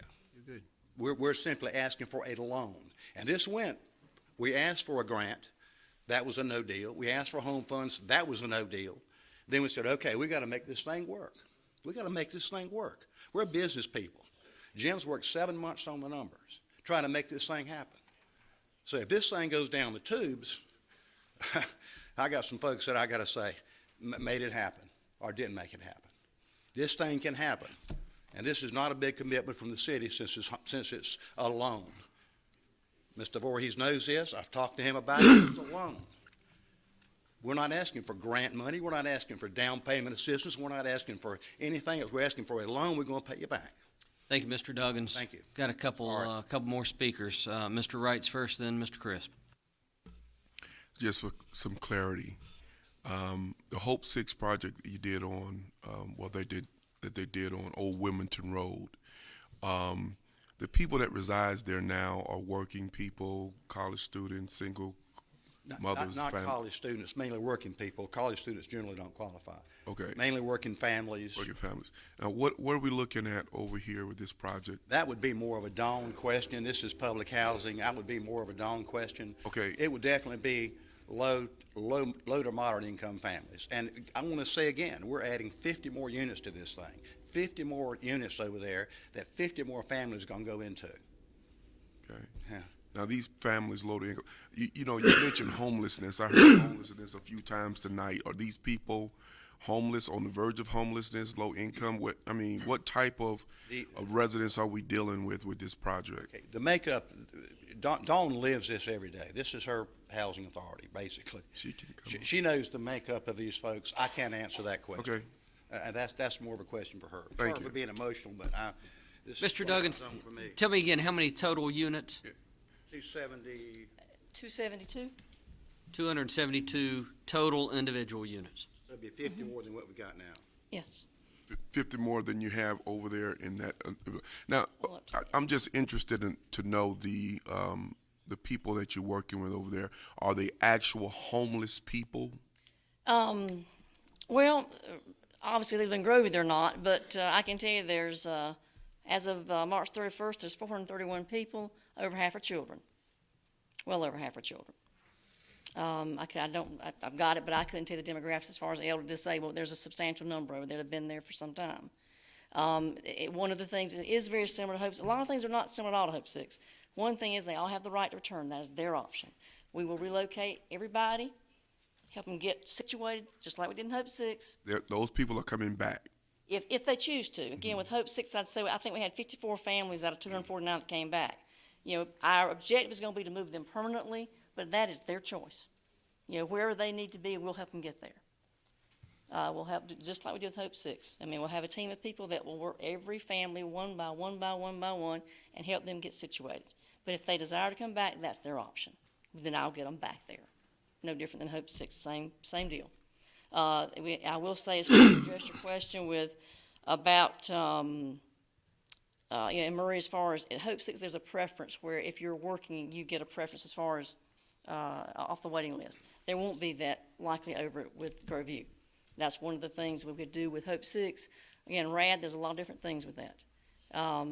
One thing is it doesn't come with a $20 million check is the biggest thing. But some of the rules and regulations, one of the big things with Hope 6 is they had a portion of money built in with community supportive services. So students, things like that, we try to get, you know, in college, wherever they need to be, whatever they need to have doing, if it's jobs, whatever. We're gonna try and work on that, but that's not a HUD mandate with this. So are these people required to pay a certain amount of percentage of rent? They pay or 30% of their adjusted gross income. how much? 30%. 30%, okay. I have some that may be paying $400, $500, $600 in rent, some that may be paying 25. Okay. It all depends on what their income is. All right, thank you. That's what I need to know. Mr. Crisp? I want to say one more thing. Tell me where there's a higher leverage deal coming to you in this city than what we're doing right here. I want to know where that is. Let me try to clear it up, Mr. Duggan. Yes, sir. Mr. Mayor and council members, $3 million in a $35 million project is chump change when you consider that the project will be good for the city of Fayetteville. And many of its residents, 270, how many? 70 families. Okay, here's my question though. Where did we come from with the 3% interest? Why does it have to be 3%? This is a project to help the city. Why can't it be 1.5%? Where did we get 3%, Mr. City Manager? How did we come to that? I'm trying to make this thing palatable to us as well as to Mr. Duggan, the investor, so that we could perhaps, if we cut to 1.5%, could we get away from the balloon on the end? I don't know. Maybe I can answer that question. Working with the banks, determining what the maximum amount of money we can have and pay back to get this deal to operate and at what we call stabilization, that's what we could possibly, but we'd love to pay 1% back. We're not even asking that. We're saying we can pay 3% back. We want to make the deal work at 3%. I'd love to have 1, but we can make it work at 3. That's all we're asking. We're not asking for gifts. We're not asking for home funds. We'd love to ask for home funds. We're not asking for the city to do anything other than make us a loan at 3%, and we'll pay you back in 10 years. That's all we're asking. So you compare that to the benefit of 275 families compared to what you just saw on the screen that up there, and what you got out of that, and tell me equate that for me. That's my point. That's the reason I just can't get my hands around it. Sorry. Previous question, Mr. Mayor. Mr. McDougal? Yeah, I'm calling for the previous question. Okay, calling for question. What's the question? Restate, please. Well, that limits, that limits discussion at this point. Call for a vote. Sit down then, don't I? To call for a vote on the motion. Mayor Pro Tem? Well, it sounds like there's, general consensus that we want to get that letter of commitment. No, please, just restate the motion, Mayor Pro Tem. Well, The question has been called for. Okay. Approve commitment of funds in the form of a loan up to $3 million with a 10-year term at 3% interest for the Groveview Terrace Revitalization Project during FY17 and FY18. It also included a interest-only balloon as well at the end of the motion. Thank you. Thank you, ma'am. Okay, that was, the motion was made and had been second. Council, questions been called. I'll ask for your vote at this time, please. Madam Clerk, that is 9-1 with Councilmember Moan voting against. Council, at this time, I'll take your favorite motion. Meeting's adjourned.